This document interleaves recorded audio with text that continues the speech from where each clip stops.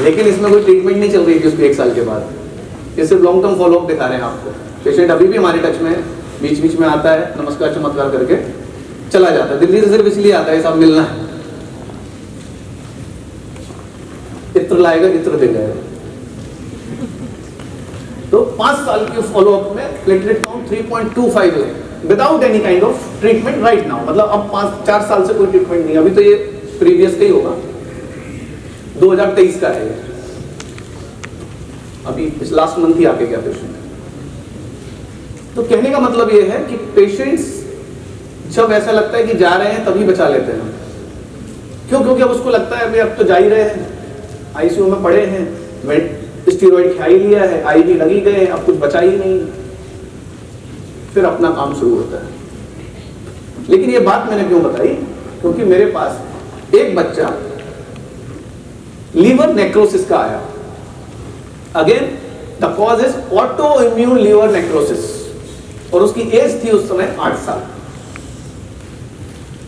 उसके माता पिता, मैं यहां से बताना चाहता था, वहां वापस आ रहा हूं। तो उसके माता पिताजी लेकर आए, उसको भी ऑटो इम्यून लीवर नेक्रोसिस, मतलब लीवर नेक्रोज्ड हो रहा है, कारण पता नहीं है, ऑटो इम्यून है। एसजीओटी एसजीपीटी बढ़े हुए हैं, बिलिरुबिन बढ़ा हुआ है, स्टीरॉइड पे चल रहा है, लेकिन कभी भी उसके एसजीओटी एसजीपीटी नॉर्मल नहीं आए। हमारे पास आया, हमने बोला कि आपको पहले स्टीरॉइड बंद करने पड़ेंगे। पेशेंट इंदौर की रिच फैमिली से था, लॉयर से, रिच से मतलब नहीं है, लॉयर था, तो हमें भी थोड़ा सा लगता ही कि यार घर का लॉयर है। तो हमने कहा स्टीरॉइड बंद करने पड़ेंगे, तो मैं ट्रीटमेंट करूंगा, नहीं तो नहीं करूंगा। हाँ, हम ऐसे शर्तों पे ही इलाज करते हैं, स्टीरॉइड बंद करो, नहीं तो नहीं। जलोदर का पेशेंट आया, दूध पियोगे तो दवाई लो, नहीं तो बाहर जाओ, कोई इफ और बट नहीं चलेगा। तो अपनी शर्तों पे इलाज करोगे तो सक्सेस जरूर मिलेगी। अब पेशेंट के हिसाब से चलते हो तो सक्सेस कहां से ही मिलनी है। तो उसको बोला, तो बोले नहीं सर बच्चा है, और ऑब्वियसली बच्चे के लिए पेरेंट्स कंसर्न होगा ही, उनका जायज भी है, और वो 80 mg स्टीरॉइड पर है, कैसे बंद करें। उसी समय ये प्लेटलेट वाला पेशेंट आया हुआ था। तो बाहर गया, मैं थोड़ा सा सोच के बताते, मैंने कहा आप सोच लो फिर बताना। वो बाहर गया तो वो वाला पेशेंट मिला आईटीपी वाला, इडियोपैथिक और ऑटो इम्यून का मिलन हो रहा है।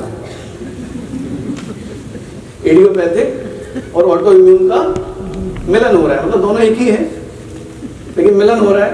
तो पेशेंट ने उसको ऐसा बम्प मारा, ऐसा पंप मारा कि वो अंदर आके बोलता सर बंद। बोले सर मेरा 80 था, 1000 प्लेटलेट पर आया था, मैं देखो आज आपके सामने खड़ा हूं, कोई दिक्कत नहीं है। उसको इतना कॉन्फिडेंस आया, उसने भी पहले दिन से बंद कर दिया। दवाइयां लेके गए, 1.5 साल उसका इलाज चला। आज वो बच्चा 16-17 साल का हो गया है, कोई स्टीरॉइड नहीं, कोई प्रॉब्लम नहीं, वो एकदम बढ़िया। अब चूंकि वो थोड़े पढ़ी लिखी फैमिली से थे, लॉयर आदमी थे, और उस समय टाइम्स ऑफ इंडिया में एक आर्टिकल पब्लिश हुआ, herbal medicine causes liver damage. उसने वो कटिंग मुझे भेजी, मैंने उसको रिप्लाई मिला, मैंने आपका तो ठीक हुआ है ना? बोलते हाँ, और आज तक ठीक है वो। तो कहने का मतलब है कि ये सब चलता रहता है। आप अपने सिद्धांतों पर, अपने उसूलों पर खड़े रहिए, कोई आपको डिगा नहीं सकता, लेकिन सिद्धांत पहले जान तो लेना। और सिद्धांत बस एक ही है, त्रिदोष। त्रिदोष की शिला पे जब तक आप खड़े रहोगे, आपको कोई नहीं हिला सकता, कोई नहीं डिगा सकता। लेकिन त्रिदोष से नीचे उतरे, कब बाढ़ आएगी और कब बह जाएंगे पता नहीं चलना है। इसलिए हमारा जो आधारभूत सिद्धांत है, हमारी जो स्ट्रेंथ है, वो त्रिदोष है। इसलिए मैं जो कुछ भी बोल रहा हूँ त्रिदोष आधारित तो बोल रहा हूँ, उसमें बिना त्रिदोष के मैं कहीं नहीं बोलूंगा। तो that is the history. Next patient देखते हैं। This is also idiotic thrombocytopenia purpura. ऐसा नहीं एक भैया केस कर लिया चलो ठीक है, बोले लाइन लगी रहती है, मतलब मल्टीपल करने का हमें शौक है, क्योंकि रिसर्च उसी को कहते हैं। This is also 53 year male, और ये पेशेंट जब आया हमारे पास, ब्लीडिंग हो रही है, बक्कल ब्लीडिंग हो रही है, बोन मैरो एस्पिरेशन हुआ है, और इसके 7000 प्लेटलेट काउंट है। और बड़ी मजेदार बात बताऊं आपको, इसको हमने स्टीरॉइड ही नहीं लेने दिया, नहीं लेना, 7000 है, हम यहीं से लाए। क्यों खा रहे हो स्टीरॉइड? हम स्टीरॉइड बंद कराते तुम खा के फिर आओगे हमारे पास। खाना ही नहीं, क्योंकि अर्ली आ गया पेशेंट हमारे पास, अप्रोच कर लिया उन्होंने। Next This is the PS, peripheral smear, severe thrombocytopenia. Next,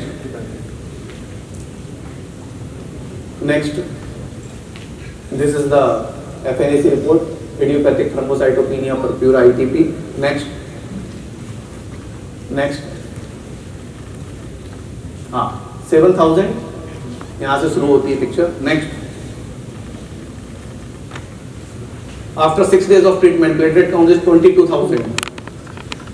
Next,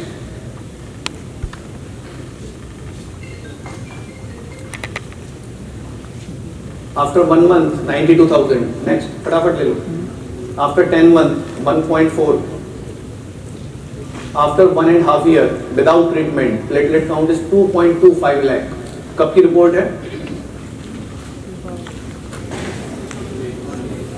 उनको आने से पहले अपडेट करा के लाया हूँ.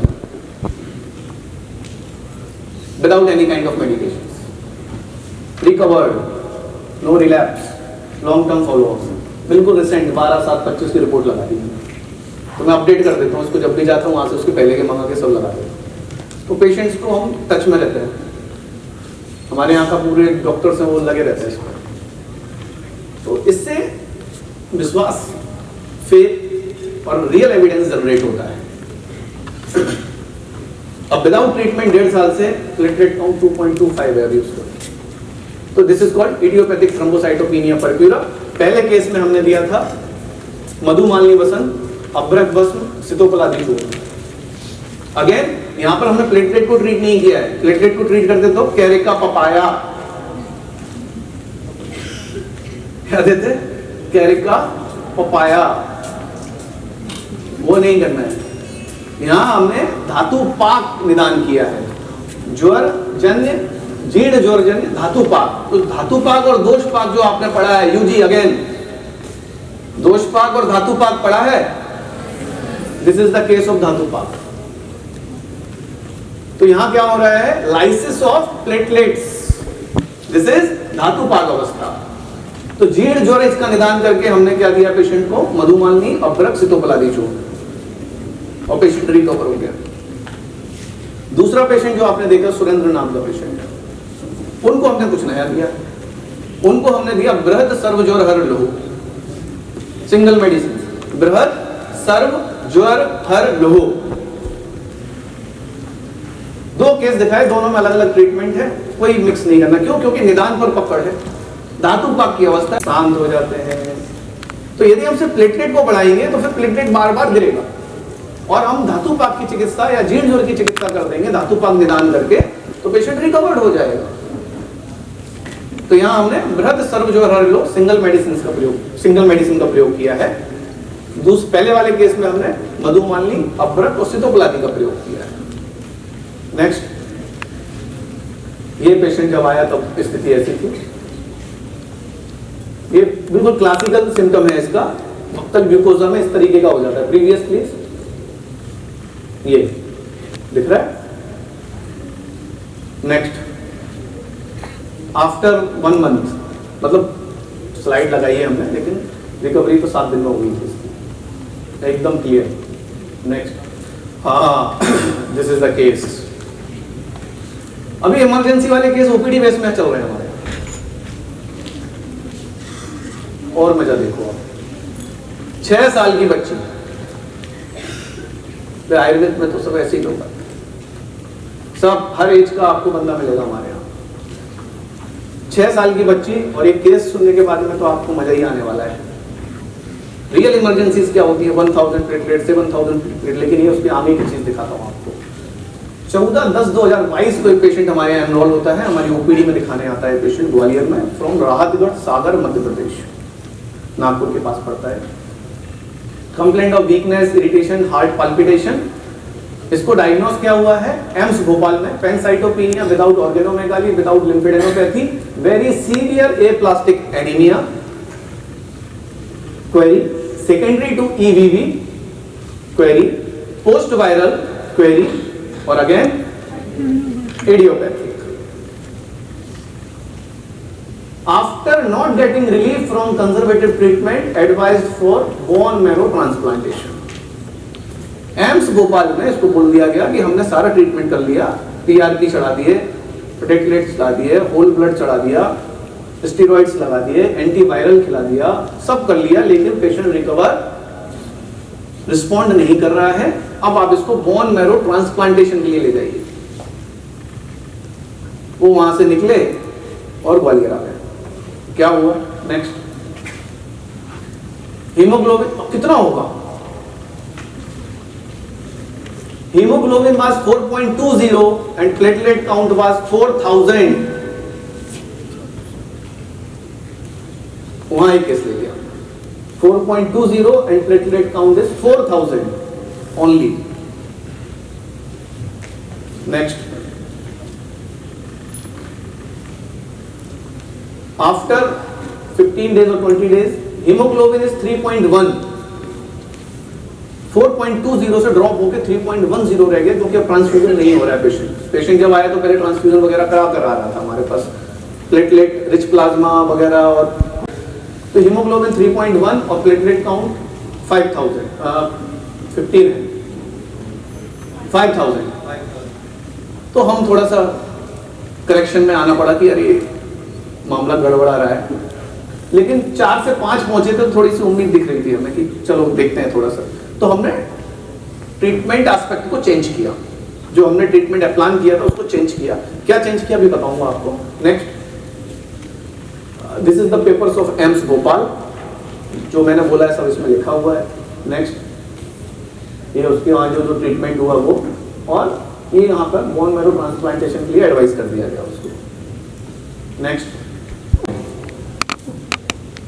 अगेन प्रॉब्लम हुआ, लेकिन प्लेटलेट काउंट 15 हुआ, प्लेटलेट बढ़ रहे हैं। Next, after 2 months of treatment, hemoglobin 5.8, platelet count 20,000। Next, after 4 months, hemoglobin 8.8, platelet count 42,000। Next, after 6 months, hemoglobin is 9.5, platelet count is 40,000। Next,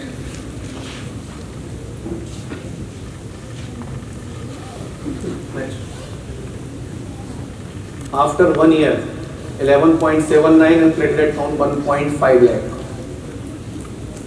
Next, after 1.5 years of treatment, hemoglobin is 11.3, platelet count is 1.15 lakh। Next, without medication since 5 months, hemoglobin 12.45, platelet count is 1.53 lakh। This is the power of Ayurveda. Without any kind of steroids, without any kind of whole blood transfusion, without any kind of platelet transplantation, only and only सिर्फ और सिर्फ आयुर्वेदिक दवाई से। This is the case of aplastic anemia resolved by Ayurveda or only Ayurveda। Single medicine हमने ना यहाँ पे folic acid का प्रयोग किया है, ना विटामिन B12 का प्रयोग करवाया है, नथिंग। अरे वो कैसे जाता है? Simple. Again this is also धातुपात अवस्था। और यहाँ पर हमने फिर जीर्ण ज्वर की चिकित्सा की है, लेकिन यहाँ पर आक्रामक चिकित्सा की तरफ हम हुए हैं। और हमने ड्रग्स का नाम है ज्वर नाग मयूर चूर्ण, ज्वर भैरव चूर्ण, भेषज रत्नावली, ज्वर रोगाधिकार, ज्वर नागमयूर एंड ज्वर भैरव चूर्ण। 2 ही ड्रग दिए इसको। रेफरेंस, भेषज रत्नावली, ज्वर रोगाधिकार। यहां से होता है सॉल्व प्रॉब्लम। ऐसे ऐसे केसेस में अलग अलग तरीके के ट्रीटमेंट्स प्लान करने पड़ते हैं और तब पेशेंट्स बाहर आ जाते हैं।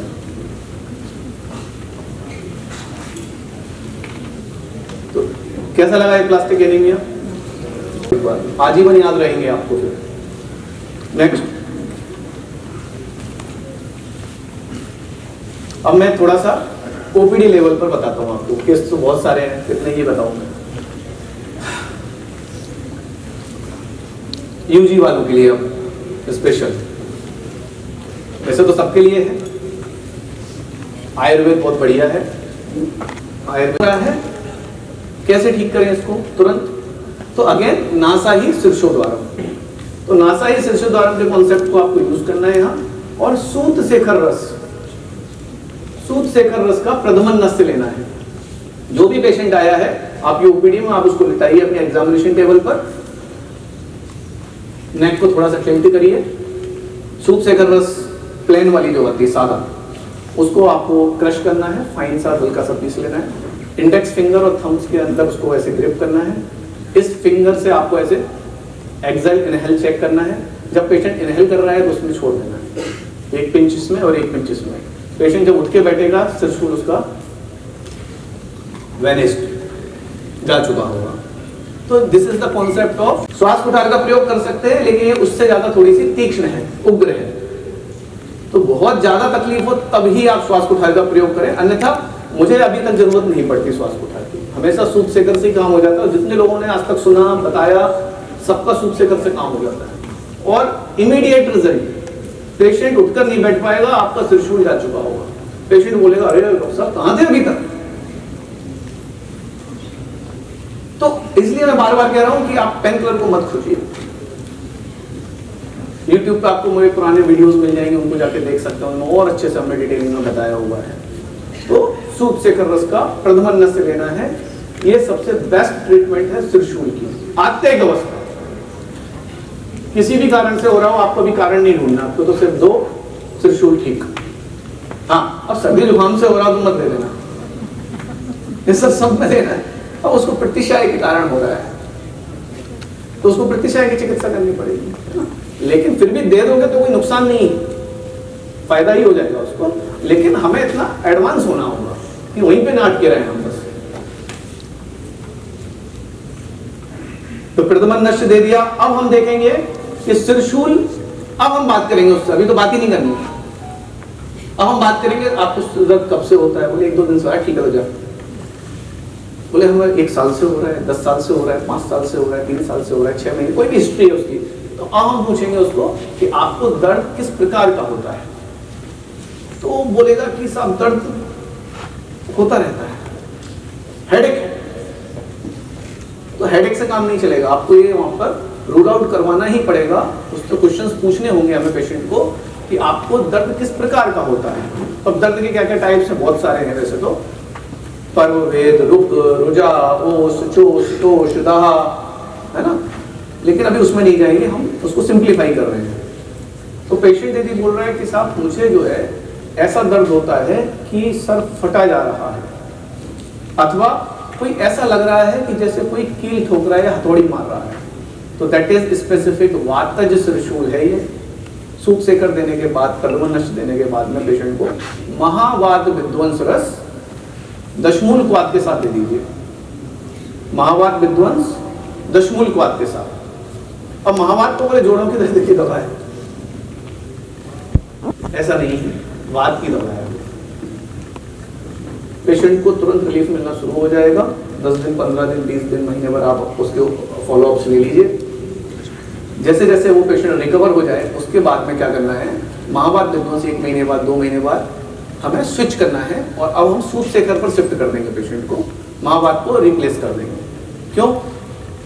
महावात में वत्सनाभ की मात्रा ज्यादा है सूत शेखर की तुलना में। तो कोई भी ड्रग कब तक देना है, उसके पीछे कंटेंट्स क्या है वो भी हमें देखने होते हैं। फिर हम सूत शेखर रस पर शिफ्ट कर देंगे पेशेंट को और अनुपान हम सेम दे सकते हैं दशमूल क्वाथ। अब पेशेंट बोलता है कि साहब मेरे को तो ना हल्का हल्का दर्द होता रहता है, और खासकर ये हल्का दर्द जो है वो बोलेंगे कि यहाँ होता है, पेरी ऑर्बिटल, फ्रंटल, और हल्का हल्का दर्द होता है, इतना होता है कि बीरेबल है, लेकिन दर्द होता रहता है काफी समय से। तो दैट इज मंद गुण। और मंद गुण किसका है? कफ का है। तो यहां पर आप त्रिभुवन कीर्ति का प्रयोग करिए, त्रिभुवन कीर्ति रस, मात्रा 250 mg।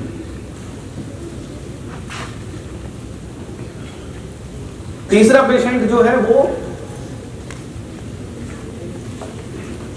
त्रिशूल होता है और त्रिशूल के बाद में उल्टी हो जाती है। उल्टी होने के बाद आराम मिल जाता है, तो ये पित्तज त्रिशूल है। ऐसे लोग खासकर फास्टिंग करते हैं, सुबह 12-1 बजे तक कुछ खाते नहीं, खासकर महिलाएं, भारत की महिला इसीलिए बीमार है, इसको पति की चिंता है, बच्चे की चिंता है, सास ससुर की चिंता है, भाई जो आती है उसकी चिंता है, नीचे प्रेस वाला आएगा उसकी चिंता है, हर आदमी की चिंता है स्वयं को छोड़कर। सुबह से लग जाएंगे और फिर 12-1 बजे सीधा वो लंच या ब्रेकफास्ट करते हैं। तो इसलिए इन लोगों को सबसे ज़्यादा प्रॉब्लम रहती है। तो ये नियम को सबसे पहले तोड़िए। सुबह उठने के 2 घंटे के भीतर हर मरीज को खाने लगाइए। पहला नियम है हमारे यहाँ का। कोई भी मरीज है, किसी की भी बीमारी हो, कोई सी भी बीमारी हो, पहला नियम 3-2-1 डाइट। 3-2-1 डाइट क्या कहती है? सुबह उठने के 2 घंटे के भीतर भरपेट खा लो, जो मन करे खाओ। पोहा खाना है पोहा खा लो, रोटी खानी रोटी खा लो, पराठा खाना है पराठा खा लो, आलू पराठा खाना आलू पराठा खा लो, जो आपको अच्छा लगता है खा लो, लेकिन भूखे मत रहो। दूसरा, दोपहर का लंच ब्रेकफास्ट से आधा। ब्रेकफास्ट इक्वल टू लंच है यहाँ पर, मतलब ब्रंच बना दिया उसको हमने। Breakfast plus lunch equal to brunch. वो सुबह लेना है, दोपहर में आपको उससे आधा लेना है, और शाम का खाना 7 बजे से पहले। Dinner should be before 7 PM। ये फिक्स रूल है, 7 बजे तक खाना हो जाना चाहिए, और 7 बजे जो खाना खाएंगे वो दोपहर से आधा होना चाहिए। This is called 3-2-1 diet. ये हमारे हर पेशेंट को हम देते हैं, एक्सेप्ट रीनल फेलियर। बाकी सब पेशेंट्स में यही डाइट जाती है। खाने को हम बहुत कुछ दे देते, सब खाओ, कोई परहेज नहीं। छोटी मोटी चीजें, जैसे अब पित्त त्रिशूल है और चाय पी रहा है तो उसकी चाय बंद करानी पड़ेगी, है ना। कफज त्रिशूल है तो उसका दूध दही मना करना पड़ेगा। बोले नहीं हम तो दही खाएंगे, तो भाई खा, तू बाहर निकल यहाँ से, कोई इलाज नहीं। जब तक आपका ये एटीट्यूड नहीं होगा तब तक आपका मरीज ठीक नहीं होगा, मरीज सही नहीं रहेगा। एक एटीट्यूड होना चाहिए। जैसे कोई बोले 7 से पहले नहीं खा पाएंगे सर, निकलो और कहीं जाओ। बहुत लोग बैठे दुनिया में पैसे लेने के लिए, हमसे इलाज ना होगा, सीधी बात। तो उसको ये अहमियत आती है कि इससे इट इज वेरी इंपॉर्टेंट। यदि ये नहीं करेंगे तो इसके बिना इलाज नहीं होगा। नहीं ठीक है, देख लेंगे सर, ले लो 8 तक ले लो, 8:30 तक ले लो। सर मैं आता ही 9 बजे हूँ।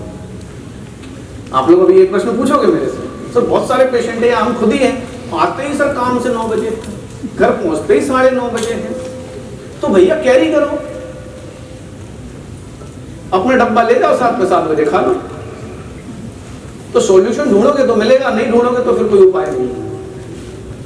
बहुत सिंपल है, कोई इसमें कंप्रोमाइज नहीं हो सकता। तब आपका पेशेंट रिलैप्स होने से बचेगा। आपने खूब ठीक कर दिया, वो पता लगा फिर से 12-1 बजे खा रहा है, फिर आ जाएगा साहब सिर दर्द हो रहा है, माइग्रेन था, ठीक तो हो गया था, फिर हो गया। तो निदान परिवर्जन तो मस्ट है। तो ये एटीट्यूड होना ही चाहिए। वैद इज लाइक ए दौड़ता हुआ शेर।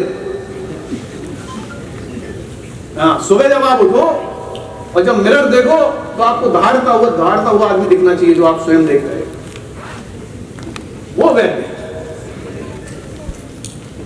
सर अगर वैद्य फीमेल है तो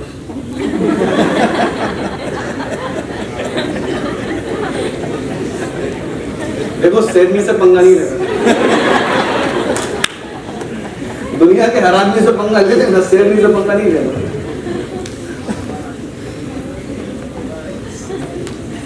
तो वो शेरनी है कि नहीं?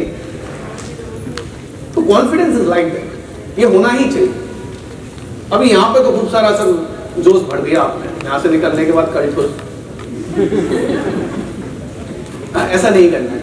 आप लोग थोड़ा थोड़ा प्रयास करिए, जो चीजें बता रहा हूँ उनको रेफर करिए, इम्प्लीमेंटेशन करिए, बिल्कुल आपको सफलता मिलेगी। और आज तक कभी नहीं हुआ कि किसी ने मुझे बोला कि सर आपने बताया था रिजल्ट नहीं आया। ये हमारे आयुर्वेदिक बैच के डॉक्टर बैठे हैं, और भी राजगुरु बैठे हैं, कई लोग जो मैं पता ही नहीं था पंजाब से हैं लोग, वो सब यहाँ पे मुझे दिख रहे हैं, है ना। ये कहाँ गया नितिन था एक, वो बैठा है, कई लोग यहाँ पर बैठे हुए हैं, और ये रोज फीडबैक देते रहते हैं हमें, सर हमने ये वाला प्रयोग किया, मजा आ गया, ये वाली मेडिसिन दी, ये पेशेंट ट्रीट हो गया। तो आप लोग प्रयास करेंगे तो जरूर हो जाएगा। तो ये बात पित्त कफ के हिसाब से भी मैंने बता दिया त्रिशूल की चिकित्सा में क्या करना है। अब कोई बोले माइग्रेन है, माइग्रेन में आ गया बॉस, सब आ गया। वात पित्त कफ के अम्ब्रेला के नीचे सब कुछ आ जाता है। वात पित्त कफ इज अम्ब्रेला, इसके नीचे ऐसी कोई चीज नहीं है जो नहीं आ सकती। सब कुछ इसमें रिकवर्ड है ऑलरेडी, इंश्योरेंस है सबका। दूसरा जो सबसे बड़ी प्रॉब्लम हमारे सामने आती है दैट इज, बताओ सबसे ज्यादा किससे डर लगता है?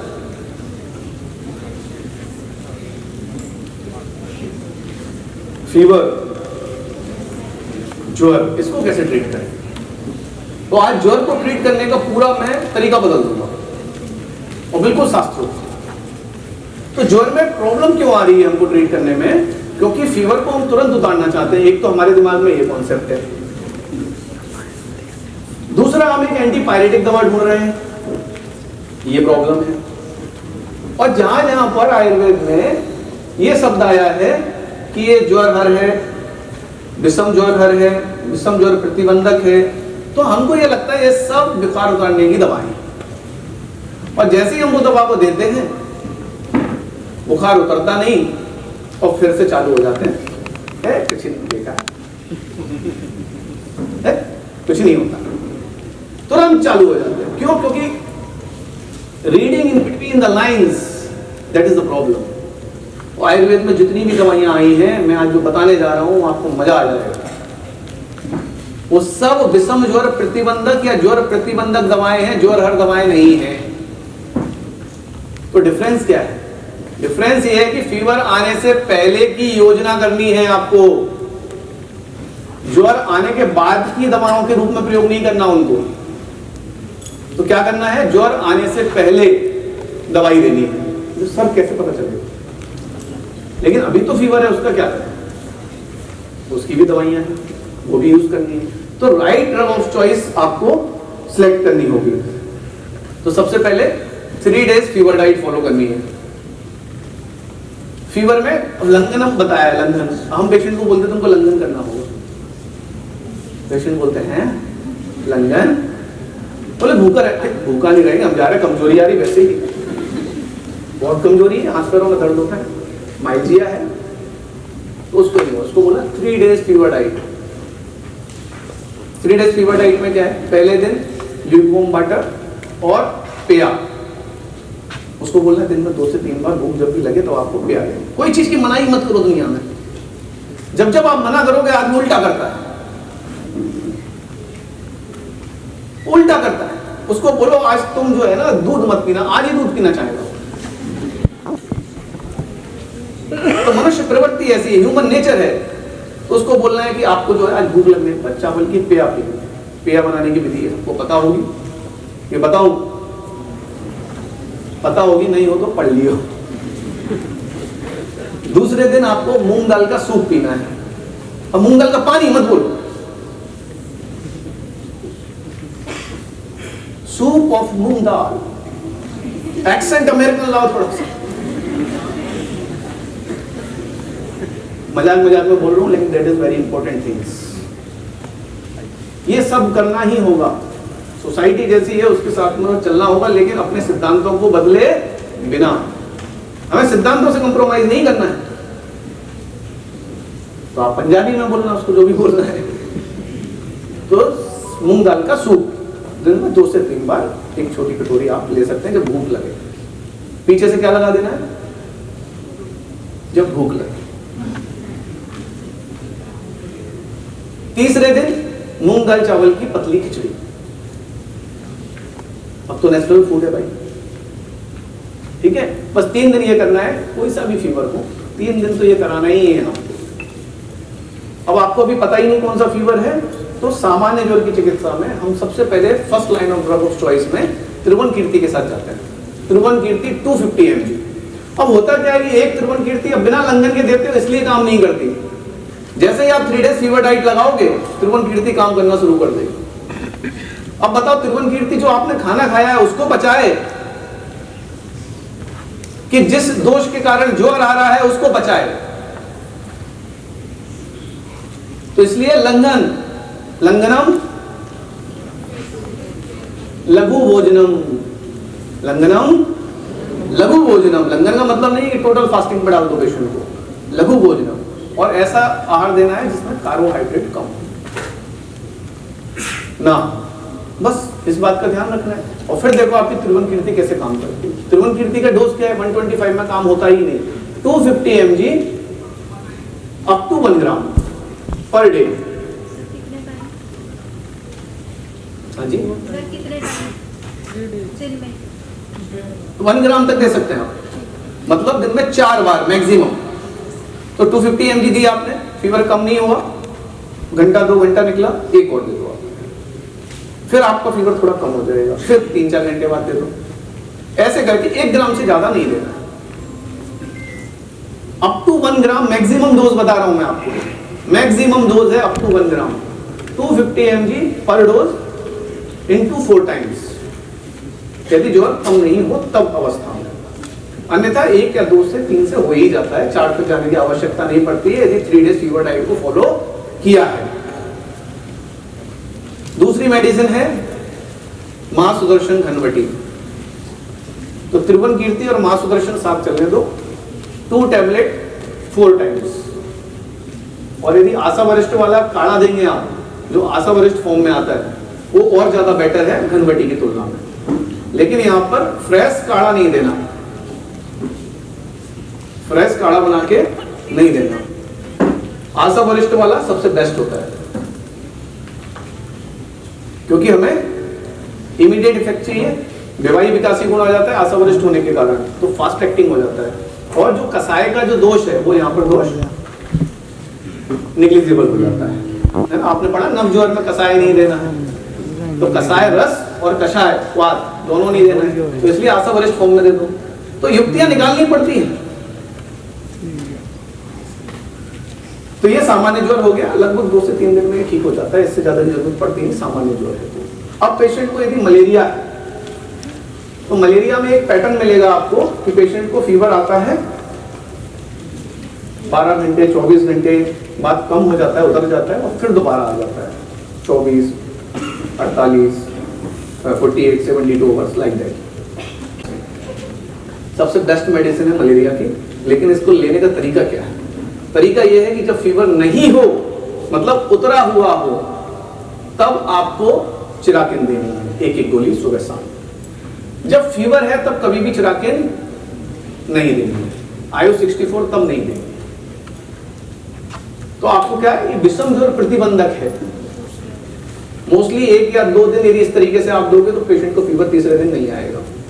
मैक्सिमम डोज 5 डेज का है।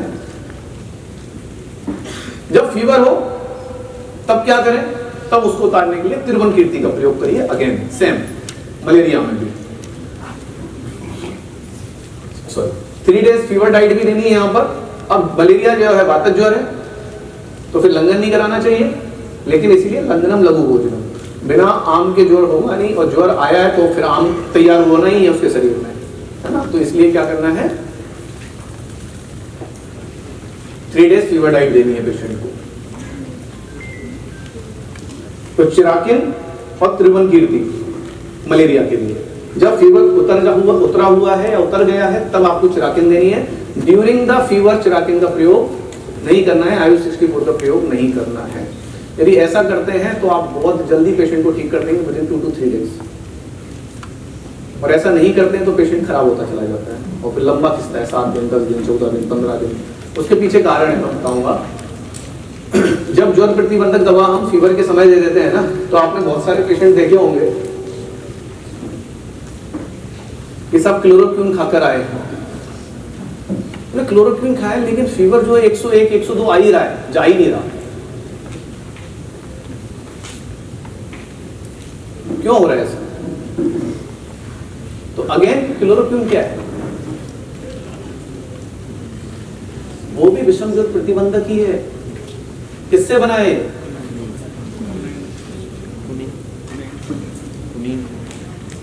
सिंकोना। तो वो भी विषम ज्वर प्रतिबंधक है, लेकिन उनको उसको पता नहीं कैसे यूज करना है। तो इसलिए जब ज्वर की अवस्था में आप विषम ज्वर प्रतिबंधक दवाएं देते हैं, तो उसी समय पर प्रतिबंध हो जाता है। मतलब आपने 101 पर दिया तो 101 प्रतिबंध हो जाएगा, अब 101 ही आएगा, 102 नहीं हो सकता। अब हमें समझ में नहीं आता कि यार ये हो क्यों रहा है, हमने सब दे दिया। पेशेंट बोल रहा है एंटीबायोटिक्स भी ले लिए, एंटी मलेरियल भी ले लिया, आयुर्वेद में भी ले लिया, लेकिन वो रिकवरी नहीं हो रहा है, तो उसका प्रतिबंधन हो गया है। जैसे फीवर जब उतरा हुआ है तब आप दोगे तो उस समय पे प्रतिबंधन करेगा, और फीवर आया हुआ है उस समय दोगे तो प्रतिबंधन करेगा। इसके बारे में बहुत अच्छे से डिटेल लिखा है पंडित विश्वनाथ द्विवेदी जी ने वैद्य सहचर नाम की किताब में, बहुत डिटेल लिखा है इसके बारे में, और हमने इसके खूब सारे प्रयोग करके देखे। तो जब भी ऐसा केस फंस जाए कि फीवर आ ही रहा है 101, 102, मतलब एक फिक्स आएगा, इसमें ऐसा नहीं होगा कि सुबह 101 था शाम को 102 हो गया, ऐसा नहीं होगा, या उतर गया फिर चढ़ गया, ऐसा नहीं, फिक्स आएगा। तो ये कंडीशन जो है प्रतिबंधन हो गया है यहाँ पर। तो यहाँ की इसकी ट्रीटमेंट भी बताइए, बहुत अच्छी ट्रीटमेंट है, मुक्ताबिष्टि से ठीक होते हैं ऐसे फीवर, कोई दूसरी दवा काम नहीं करती, सिर्फ मुक्ताबिष्टि। लेकिन प्रतिबंधन क्यों हुआ उसका उत्तर आज आपको मिल गया होगा। जब ऐसे पेशेंट्स आते हैं तो हमको समझ नहीं आता कैसे इसको डील करें, उसका उत्तर मिल गया होगा। और ज्वर प्रतिबंधक दवाओं के बारे में सटीक जानकारी कि कैसे उसका प्रयोग हमें करना है। तो चिराकिन इज ऑल अबाउट ज्वर प्रतिबंधक। ऐसे ही मां सुदर्शन भी ज्वर प्रतिबंधक है वैसे तो, लेकिन टिक्तरस प्रदान होने से ये ज्वर को भी कम कर देते हैं, इसलिए हम लोग यूज करते रहते हैं रैंडमली। लेकिन ये कॉन्सेप्ट आपको क्लियर होना चाहिए। फिर आता है नंबर डेंगू का। अगेन डेंगू है, फिर 3 डेज फीवर डाइट। फीवर आया कि 3 डेज फीवर डाइट जिंदाबाद। मेडिसिन है स्वर्ण सूप से कर रस, एक गोली दिन में 3 से 4 बार, 3 बार पर्याप्त होती है। और दूसरी मेडिसिन है महासुदर्शन घनबटी। इतने में कितना भी प्लेटलेट गिर रहा हो पेशेंट का स्टॉप हो जाएगा और अगले 24 घंटे में बढ़ना शुरू हो जाएगा, विदाउट कैरे का पपाया।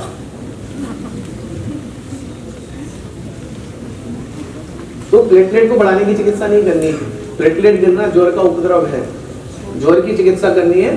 अब यहाँ पर जो प्लेटलेट गिर रही है वो अलग है, और इन पेशेंट्स में जो प्लेटलेट्स डाउन हो रहे थे वो अलग है। क्यों अलग है? संप्राप्ति तो सेम है, संप्राप्ति सेम है, लेकिन यहाँ पर दोष लीन नहीं है, वहां पर लीन दोष थे। यहाँ अभी अक्यूट कंडीशन है, यदि इसी कंडीशन में आप अप्रोच कर लेंगे पेशेंट लीन दोष में जाएगा ही नहीं।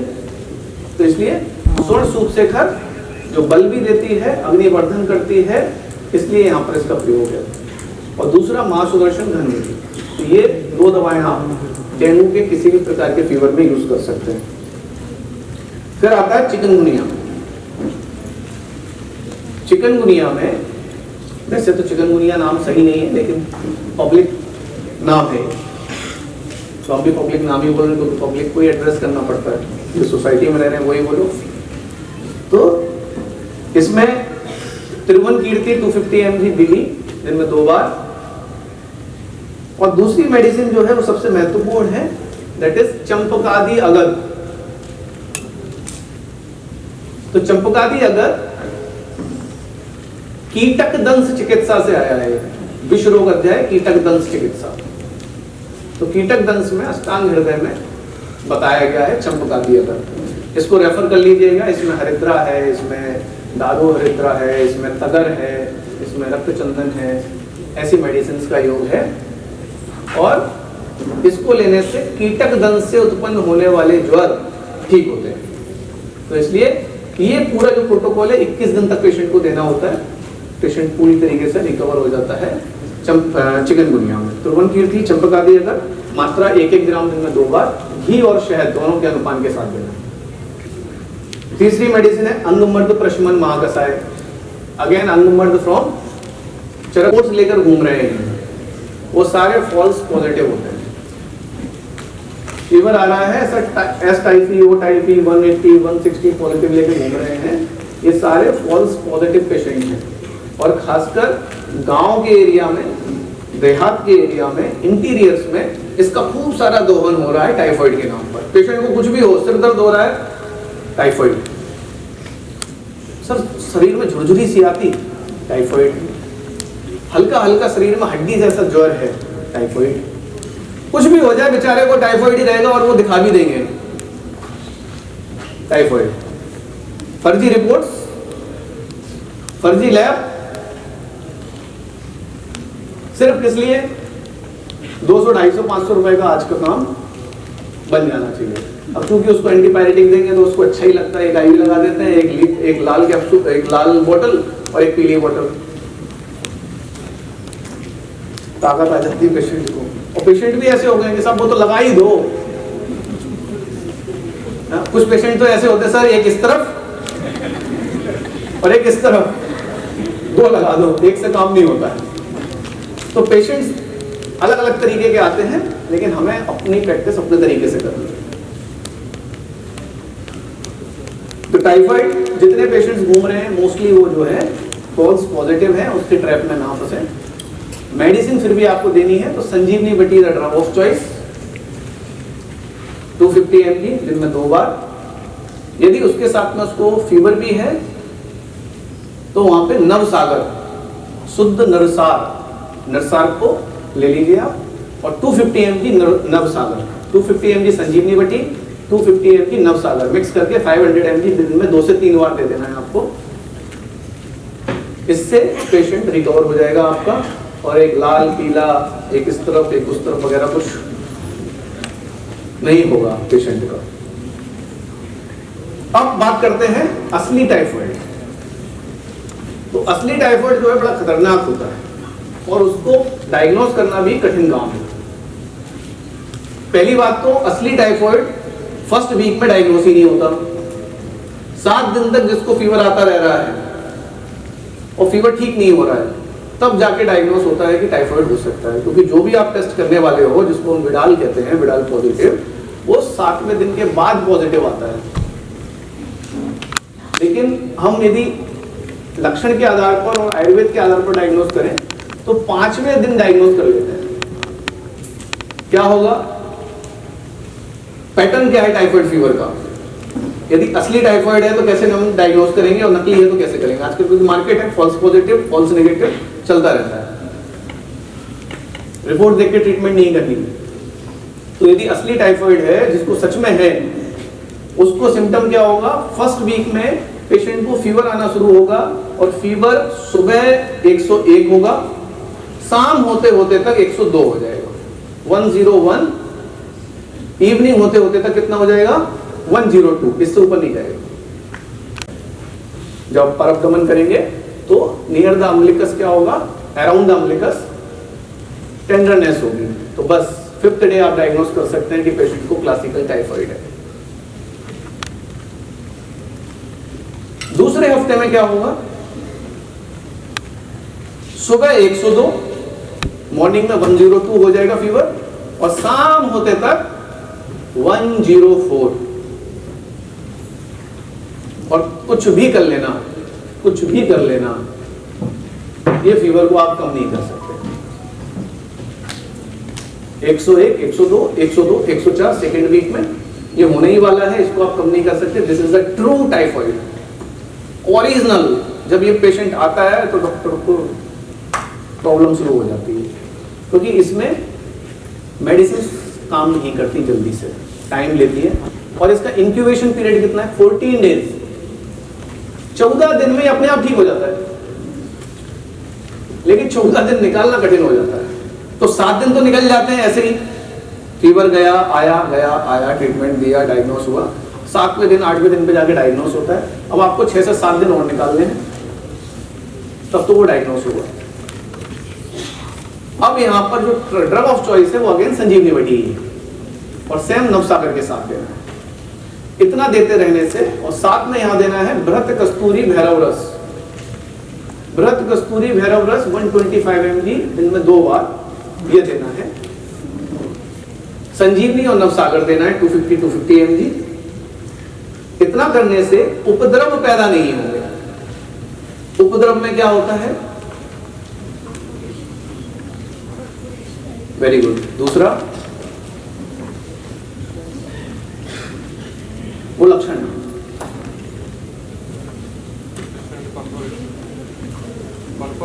परफोरेशन एक हो गया। दूसरा एनसेफेलाइटिस।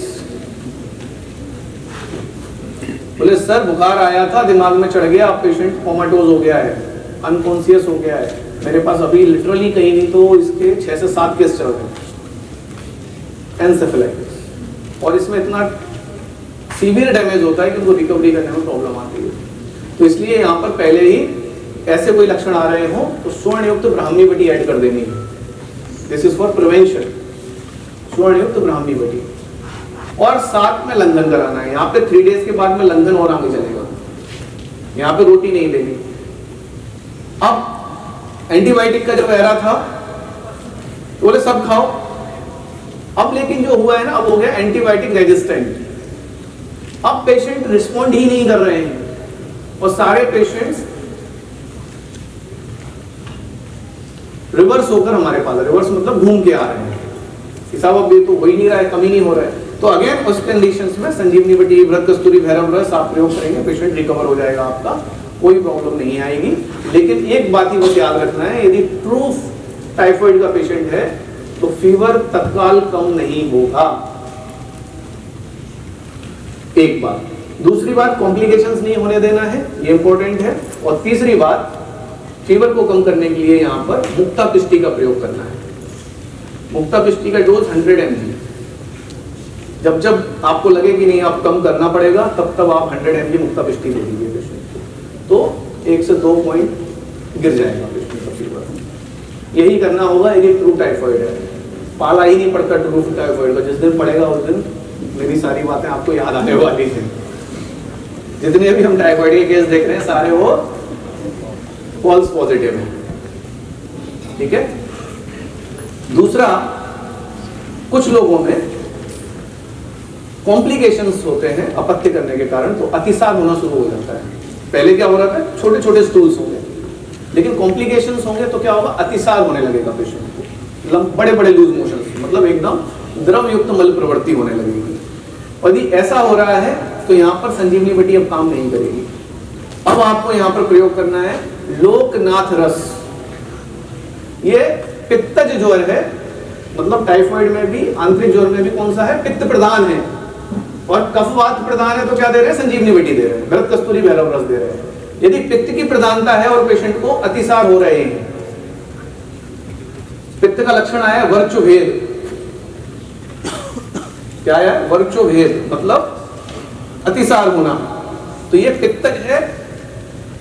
डिफरेंशिएशन समझ में आ रहा है आपको, है ना। उसमें क्या होगा, छोटे छोटे मरोड़ के छोटे छोटे स्टूल्स होंगे।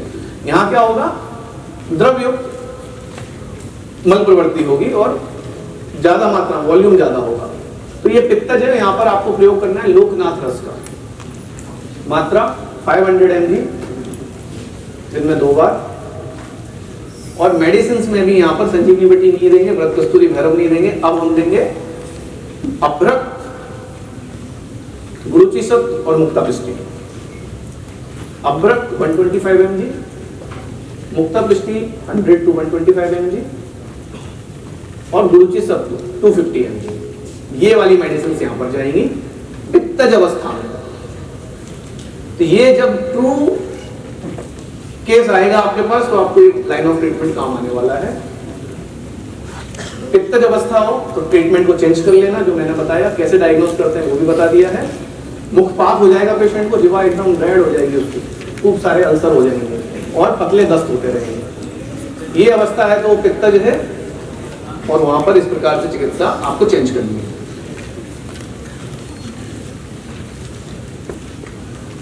अच्छा, इसमें मजा आ रहा है कि पहले वाले में आ रहा है?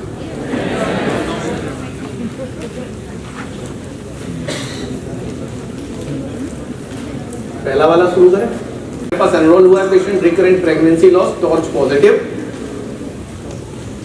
2015 में, इन 2015 फर्स्ट चाइल्ड इनका जो है DM1 का है। सेकेंड 2016 में, 2016 में डिलीवरी होने के 1 दिन बाद डेड हो गया।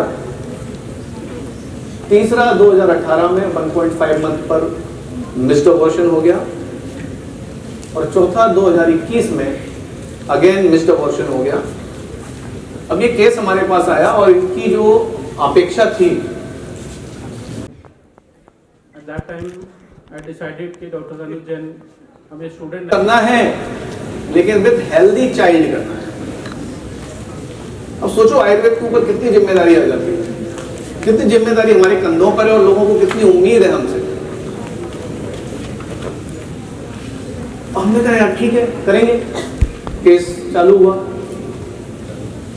मजेदार बात जो है वो इसमें जो बताने लायक है आपको वो ये कि ट्रीटमेंट हुआ, पेशेंट को हमने वमन कराया, विरेचन कराया, बस्ती चिकित्सा हुई, सब बहुत अच्छे से नहीं हो पाए क्योंकि पेशेंट पंजाब से आती थी, पंजाब से जाती थी, सब चीज़ें उतनी नहीं, वहाँ पे कुछ दिन रुकी भी, थोड़ा प्रॉब्लमेटिक था सब कुछ, लेकिन फिर भी हमने सब चीज़ों को मैनेज किया, रक्त मोक्षण किया।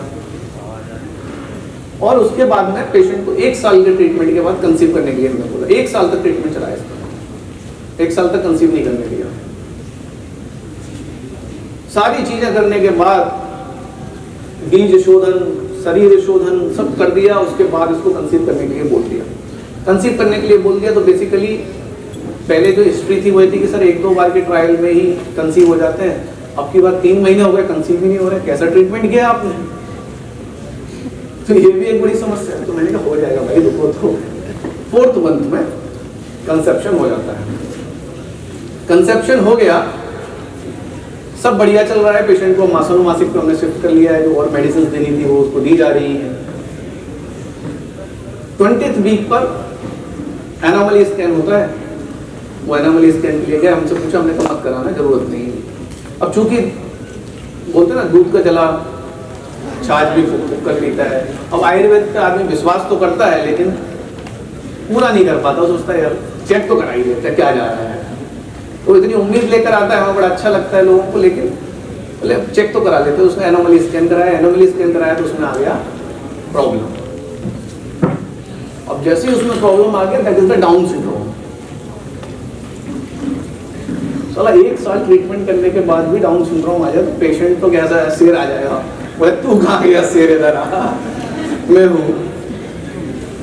वो बौखला के फोन पे, सर ऐसा वैसा, 1 साल ट्रीटमेंट लेने के बाद भी डाउन सिंड्रोम रिपोर्ट में आ गया है।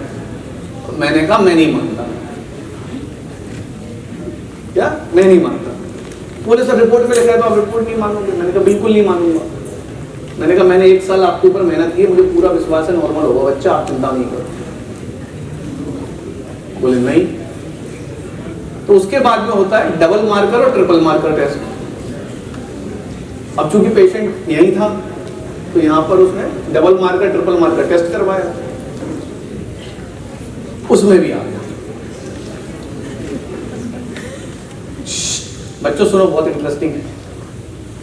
डबल मार्कर और ट्रिपल मार्कर में भी उसको पॉजिटिव आ गया, और उसकी जो रेशो है वो अभी मैं आपको दिखाऊंगा, 1:10 आ गया। तो डॉक्टर ने एडवाइस कर दिया कि इसको तो बिकॉज ऑफ प्रीवियस हिस्ट्री ऐसी है, आपको स्वस्थ बच्चा चाहिए था और इसमें 1:10 आ रहा है, मतलब बहुत ज्यादा संभावना है, आप टर्मिनेट कर दो इसको। और उसका फिर फोन आया, सर अब तो डबल मार्कर ट्रिपल मार्कर दोनों में आ गया। मैंने कहा मैं नहीं मानता। तो क्या करें? हमने कुछ नहीं करो, आप कंटिन्यू करो। तो पता पेशेंट क्या बोलता है, सर कंटिन्यू करें और बच्चा खराब निकला तो आप पालोगे?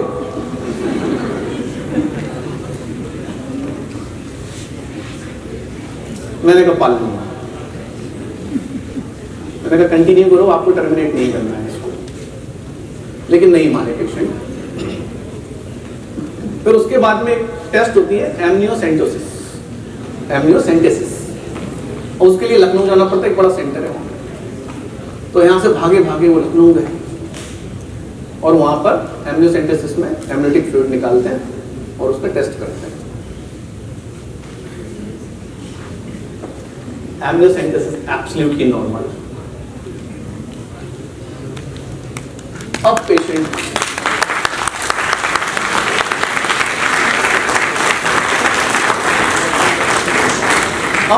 सर से पानी,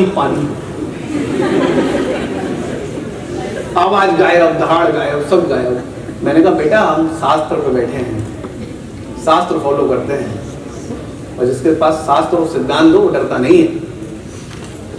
और उसके बाद उसको नॉर्मल डिलीवरी हुई, वो बच्चा नॉर्मल है, किसी प्रकार की कोई विकृति नहीं उसके अंदर, और अभी तक बिल्कुल नॉर्मल, एकदम ठीक है, मतलब जिंदा, परफेक्ट, नॉर्मल।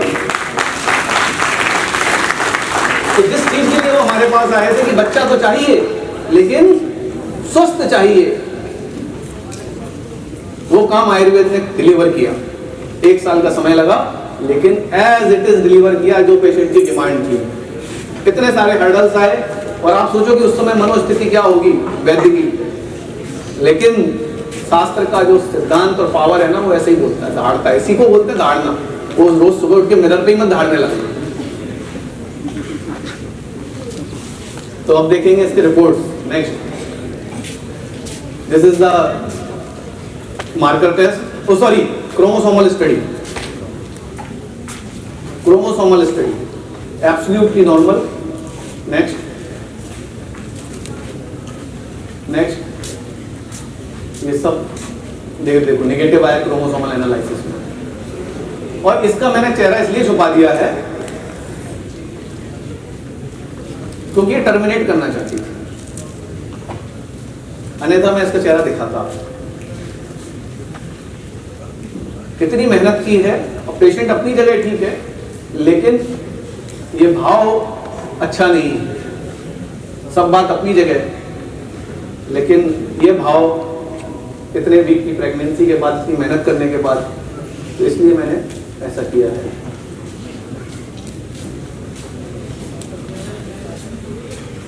तो आयुर्वेद जहां जहां पर सिद्धांत के साथ आप लगाओगे आपको कभी निराश नहीं करेगा, लेकिन सिद्धांत हमें सीखने होंगे, सिद्धांत आधारित चिकित्सा करनी होगी। अब एक डिसीज ले लेते हैं जनरल प्रैक्टिस में। ट्रीटमेंट बताया तो वमन कराया, विरेचन कराया, बस्ती की है इसको। बस्ती में जो है हमने फलगिरह की अनुवासन और प्रजा स्थापन गण महाकसाय जो है उसकी निरूबस्ती की है। साइंस ने फलगिरह के साथ, ठीक है, फलगिरह। और कैसे की है? पीरियड्स आने के 9 दिन पहले 9 डेज हमने सिर्फ बस्ती की है और ऐसे हमने 3 से 4 साइकिल कर पाए थे इसके, क्योंकि ज्यादा हो नहीं पाए थे। तब जाके ये पेशेंट कंसीव स्वस्थ हो गया और कंसीव होकर नॉर्मल डिलीवरी हुई बच्चे की, इतने सारे प्रॉब्लम्स को देखने के बाद। तो अब एक प्रॉब्लम और हमारे सामने कि कर्णशूल, कान में दर्द हो रहा है, रात है, कर्णशूल अधिकतर रात में होता है। पहला टर्पेंटाइन ऑयल, देवदार तेल, इसकी 2 बूंद कान में डाल दीजिए, उसको लाभ मिल जाएगा। डालने से पहले एग्जामिनेशन जरूर कर लें, अंदर कोई लीजन नहीं होना चाहिए। अंदर यदि लीजन है तो टर्पेंटाइन ऑयल या देवदार तेल को ना डालें, क्योंकि डालने से फिर पेशेंट को बर्निंग होगा और बहुत सीवियर बर्निंग होता है, क्योंकि कान नजदीक का मामला है। ठीक है, बस इतना आपको एग्जामिन करना है, बाकी बिना एग्जामिन करे डालना है तो दूसरा ऑप्शन है अर्कपत्र शोरस, बेस्ट एवर मेडिसिन। अर्कपत्र शोरस, अर्कपत्र लेना है, उस पर 2 बूंद सरसों तेल लगाना है अच्छे से, 2 बूंद से ज्यादा ना लगाएं, उसको गैस पर ऐसे सेक लेना है, शोरस निकालना है और उसकी 2 बूंद उसके कान में डाल देना है। इतना करने से कर्णशूल पेशेंट का इमीडिएटली ठीक हो जाएगा। तो 2 ड्रग ऑफ चॉइस मैंने दी आपको कर्णशूल के लिए। तीसरी प्रॉब्लम जो हम देखते हैं दंतशूल, टूथएक। टूथएक हो रहा है तो क्या करें? तो टूथएक 2 प्रकार के होते हैं, एक जहां पर डेंटल कैरीज होती है और एक without dental caries. It may be sensitivity, it may be another reason. लेकिन जहां पर डेंटल कैरीज नहीं है, मतलब कीड़ा नहीं लगा है और वहां पर जो गम है वो स्वेल नहीं हुआ है, वहां पर आपको प्रयोग करना है चंद्र प्रभावटी। चंद्र प्रभावटी 1 ग्राम की मात्रा में, मतलब 4 टैबलेट। 250 mg की है तो कितनी टैबलेट? 4, सिंगल डोज, 1 ग्राम दिन में 2 से 3 बार। पहली बार देने से ही पेशेंट को पेन में रिलीफ ऐसे होगा जैसे उसने कोई पेन किलर खाया हो। ये मेरे साथ खुद हुआ। तो क्या होता है कि अब अपन पेन किलर तो खा नहीं सकते ना, कि चलो दुनिया के लिए खेल दो, अपने हो रहा है तो अपन चलो ले आओ डाइक्लोपेरा, नीमो चलने दो, अपन तो खा नहीं सकते। तो रिसर्च और इनोवेशंस कैसे होते हैं उसका उदाहरण बता रहा हूं आपको। तो मैंने कहीं मेरे गुरुजी ने शायद बताया था, एक आध बार मैंने सुना था। तो चंद्र प्रभावटी मेरा दर्द हुआ तो मैंने 4 गोली चंद्र प्रभावटी की एक साथ खा ली, और पेन ऐसे सबसाइड हो रहा है जैसे मैंने कोई पेन किलर ही खाया हो, मतलब स्लो डिक्रीज, और with in half an hour मैं भूल गया कि मुझे पेन हो रहा है। तो मुझे लगा हो सकता है तुक्का होगा, तो हो गया होगा। शाम होते होते तक क्या हुआ, दर्द फिर से होने लगा, तो मैंने फिर से चंद्र प्रभावटी खा ली। अगेन दर्द हाफ एन आवर गायब हो गया, बिल्कुल मतलब वैनिश। मैंने कहा फिर तुक्का लग गया हो, मतलब कुछ तो और सिस्टम होगा, ऐसा नहीं होगा। सुबह फिर दर्द हुआ, दंतशूल, कैविटी थी नहीं, अभी भी नहीं कोई कैविटी मुझे, तो फिर चंद्र प्रभावटी खाई, तब जाके श्योरिटी आई उस काम तो करती है। तो बड़ी मजेदार बात आपको बताऊं कि ये तो आपने सुन लिया कि चंद्र प्रभावटी 1 ग्राम देना है, आज से आप दंतशूल की चिकित्सा तुरंत कर पाओगे, चाहे वो दंत हर्ष से हो रहा हो, चाहे कोई कारण हो, बस डेंटल कैरीज नहीं होनी चाहिए, ठीक है। लेकिन जब सारंगधर पढ़ोगे तो उसमें दंतशूल आया है चंद्र प्रभावटी में, तो मात्रा 1 ग्राम है, तो सारंगधर संहिता रेफरेंस के साथ लेके जाओ, ठीक है। तो चंद्र प्रभावटी दंतशूल में देना है जब डेंटल कैरीज ना हो, और डेंटल कैरीज है तो आपको गोक्षरादि गुग्गुल का प्रयोग करना है। गोक्षरादि गुग्गुल की मात्रा 500 mg से 1 ग्राम, दिन में 2 से 3 बार। और गोक्षरादि गुग्गुल के साथ में आपको त्रिफला गुग्गुल अथवा सूक्ष्म त्रिफला, इसका प्रयोग करना है।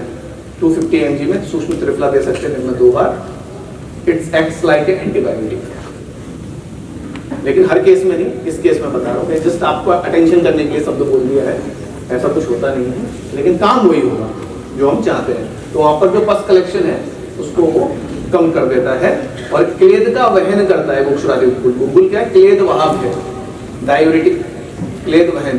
तो वहां पर जो पस है वो उसकी योनि कौन सी है, क्लेद, जल, तो इसलिए क्लेद का वहन करके वो पेन को रिलीव करता है। तो गोक्षरादि गुग्गुल विद सूक्ष्म त्रिफला, ये 2 मेडिसिन पर्याप्त होती है। लगाने के लिए यहाँ पर अर्क क्षीर का प्रयोग कर सकते हैं, अथवा सप्तपर्ण क्षीर। कहां पर, डेंटल कैरीज में सप्तपर्ण क्षीर अथवा अर्क क्षीर। अब बोले सर कहाँ रखा है, हम कहाँ से लाएंगे? कोई बात नहीं, आप सप्तपर्ण क्षीर या अर्क क्षीर थोड़ा सा कलेक्ट कर लो, किसी भी एक मेडिसिन में उसकी भावना देके छोटी छोटी गोलियां बना लो, 60-60 mg। जब दर्द हो तो उसको बोलते हैं यहाँ पे डाल दो, सिंपल है, पैसे भी मिलेंगे, ठीक है। अच्छा पहले बताओ गॉल स्टोन निकलता है कि नहीं? हाँ, पोल हो जाए आज, गॉल स्टोन निकलता है कि नहीं? हाथ उठाओ निकलने वाले।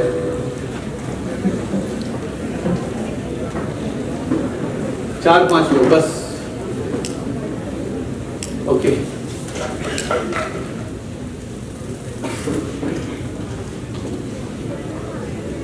तो गॉल स्टोन ही दिखा दो। Next next next next next, हाँ यही। चलो ये केस देखो, बड़ा मजेदार है, इसमें 2 केस एक साथ आएंगे। तो गॉल स्टोन सबसे पहले निकलता है कि नहीं? उत्तर है नहीं निकलता, क्योंकि टर्म में प्रॉब्लम है। गॉल स्टोन कभी निकलता नहीं है, डाइल्यूट होता है। ये जानना सबसे ज्यादा आवश्यक है, क्योंकि कोई भी सर्जन आपको यहां पर उलझा देगा कि सर सीबीडी का साइज तो फलाना है, तो स्टोन कैसे निकलेगा? तो भारत में निकलने का अर्थ पास होना नहीं, निकलने का अर्थ गायब होना है, चला गया। तो इसलिए सबसे पहले टर्म को करेक्ट करना होगा, क्योंकि सर्जन आपको यहां पर फंसाएगा। इस सीबीडी तो यार इतने mm का ही है, स्टोन तो इतने mm का है, कैसे निकल जाएगा? तो इसलिए कभी निकलता नहीं है स्टोन। क्या होता है? डाइल्यूट होता है। सबसे पहले टर्म करेक्ट करना है हमें। अब स्टोन सारे डाइल्यूट हो जाते हैं? नहीं होते। Be authentic, be clear, be precise. तो कभी भी गॉलस्टोन का पेशेंट आए तो उसको हमें क्या काउंसलिंग करनी है मैं समझाता हूं आप लोगों को। उसको बोलना है जो मैं आपको बता रहा हूं सेम टू सेम पेशेंट को बोलना है, दोनों लोग अपडेट थे। स्टोन 3 प्रकार के होते हैं। पहला फॉस्फोलिपिड्स अथवा कोलेस्ट्रॉल से बना हुआ, दूसरा बाइल जूस से बना हुआ, और तीसरा ऑक्सैलिक एसिड से बना हुआ। यही पेशेंट को बोलना है। पहला कोलेस्ट्रॉल से बना हुआ, दूसरा लिपिड से बना हुआ, सॉरी बाइल जूस से बना हुआ, और तीसरा ऑक्सैलिक एसिड से बना हुआ। इन 3 में से 2 स्टोन डाइल्यूट हो जाते हैं, पहले और दूसरे, कोलेस्ट्रॉल वाला और बाइल जूस वाला। तीसरा जो है ऑक्सैलिक एसिड वाला डाइल्यूट नहीं होता है। दुर्भाग्य से इस बात को पता करने का कोई भी टूल अभी तक नहीं है, इसलिए 3 महीने आपको दवा खानी है।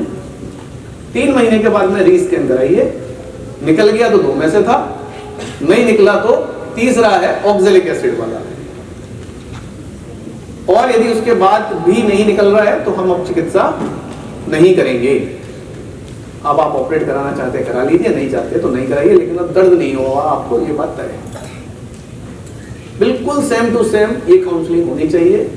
इसीलिए क्लैरिटी होनी चाहिए हमको कि हम क्या कर रहे हैं। जब इस प्रकार से आप अप्रोच करते हैं तो पेशेंट 3 महीने तक बढ़िया चिकित्सा लेता है। अब निकल गया तो तुम्हारा गुणगान होगा, और नहीं निकला तो भी तुम्हारा गुणगान होगा कि डॉक्टर ने सही बात बोली थी। Point to be clear? तो what is the approach towards the patient? तो counselling is the most important factor. Patient आके बोलेगा डॉक्टर साहब स्टोन निकल जाता है क्या? बैठ, कथा सुनाते हैं।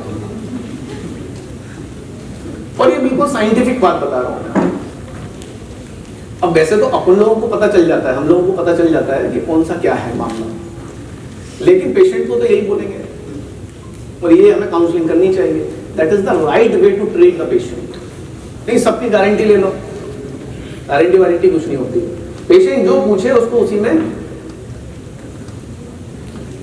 तर्क के ऊपर दूसरा तर्क खड़ा कर दो, बस यही सही तरीका है।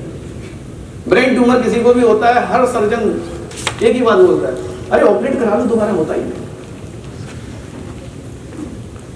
ऑपरेट करा लो, दोबारा होता ही नहीं। और फिर क्या होगा? ऑपरेट कर देगा, ऑपरेट के बाद में उसको भेजेगा हिस्टोपैथ के लिए, उसमें आ जाएगा जब 2, 3, 4th ग्रेड तो बोलेगा गड़बड़ है, अब हो सकता है, अब क्या ही कर लोगे, अब क्या ही कर लोगे? तो what is the right approach towards the patient? तो इसलिए आपको एक क्लैरिटी होनी चाहिए। तो अभी पेशेंट को राइट हाइपोकॉन्ड्रिक रीजन में पेन हो रहा है, सीवियर पेन हो रहा है, हम क्या करें? कुछ को वॉमिटिंग भी हो रही है, हम क्या करें? ठीक है, तो सबसे पहले यहां पर हम प्रयोग करेंगे इंटरनल मेडिसिन में पेशेंट को कनकासव। कनकासव कास रोग अधिकार का है बेसिकली, लेकिन यहां पर इसका प्रयोग पेन रिलीविंग के लिए करेंगे। तो 20-20 ml दिन में 2 बार या 3 बार, और SOS बहुत ज्यादा मत देना, नहीं तो पेशेंट को नींद आएगी, क्योंकि धतूर पत्र से बना हुआ है। तो ये सेंट्रल नर्वस सिस्टम पे काम करता है सीधा, और वहां से पेशेंट के पेन को रिलीव करता है। ठीक है, तो कनकासव देना है आपको। दूसरी मेडिसिन है वृक्क शूलांतक योग, RTS-2। कहां से लिया है? RTS-2 से। तो वृक्क शूलांतक योग आप लोग देख लीजिएगा। बेसिकली आयुर्वेद में जहां अश्मरी शब्द आ गया है, वो वृक्कश्मरी हो, चाहे वो गॉलस्टोन की अश्मरी हो, चाहे वो पैंक्रियाज की अश्मरी हो, ऑल आर सेम, सबकी चिकित्सा एक जैसी ही होती है। तो वृक्क शूलांतक, इसमें क्या है? सौरवाचल लवण, सर्जिक क्षार, नरसार, यवक्षार, टंकन, हिंगू, हिंगू मतलब हींग, अकरकरा, इतने द्रव्य हैं, और इनको सम प्रमाण में लेकर 1-1 ग्राम की मात्रा में 3 बार देना है। अभी मैं जो आपको केस दिखाऊंगा, ये देखिए केस है 40 year female, history of tuberculosis 2003। Complaints जब हमारे पेशेंट जब आई थी 2017 में, 17 में, तब पेशेंट को कंप्लेंट थी आइसिन श्वास, स्वेटिंग ओवर फोरहेड, हृदय शूल, घबराहट, नोजिया, भ्रम, मल प्रवृत्ति 3 to 4 टाइम्स और प्रवाहिका, मल प्रवृत्ति, मूत्र प्रवृत्ति 20 to 25 टाइम्स। क्यों?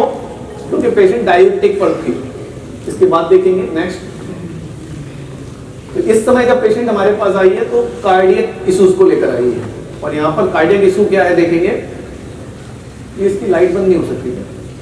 डायलेटेड कार्डियोमायोपैथी, DCMP, थोड़ा और इंटरेस्ट डाल देता हूँ। डायलेटेड कार्डियोमायोपैथी, ये देखते ही डर जाते हो, ये पता नहीं क्या भला है, ये अपने से नहीं होगा बॉस, भागो भागो यहां से, जल्दी जाओ। This is dilated cardiomyopathy, DCMP बोलते हैं इसको। थोड़ा इलाज करो। Global hypokinesia of left ventricle at rest present. क्या है global hypokinesia? Akinesia and hypokinesia मतलब पंपिंग कैपेसिटी ऑफ हार्ट, जो मसल्स हैं वो हाइपोकाइनेटिक हो गई हैं।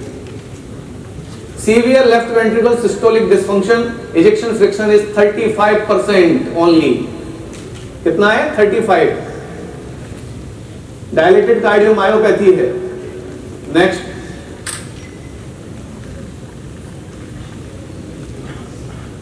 आफ्टर 2 months of treatment,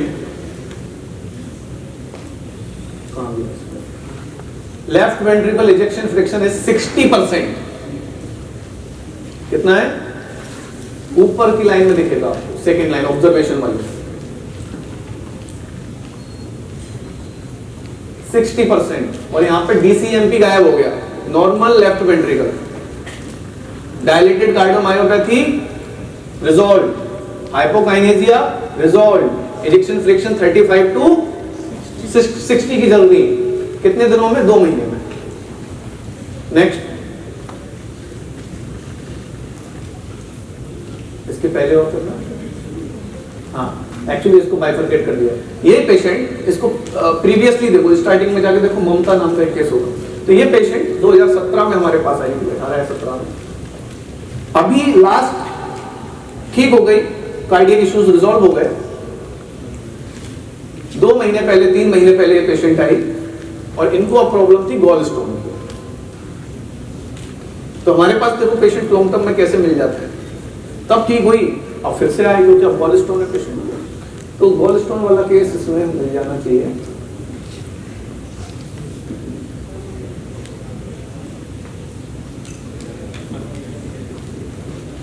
आके बोली सर हम ठीक हो गए थे उस समय, अब गॉल स्टोन का प्रॉब्लम हो गया है।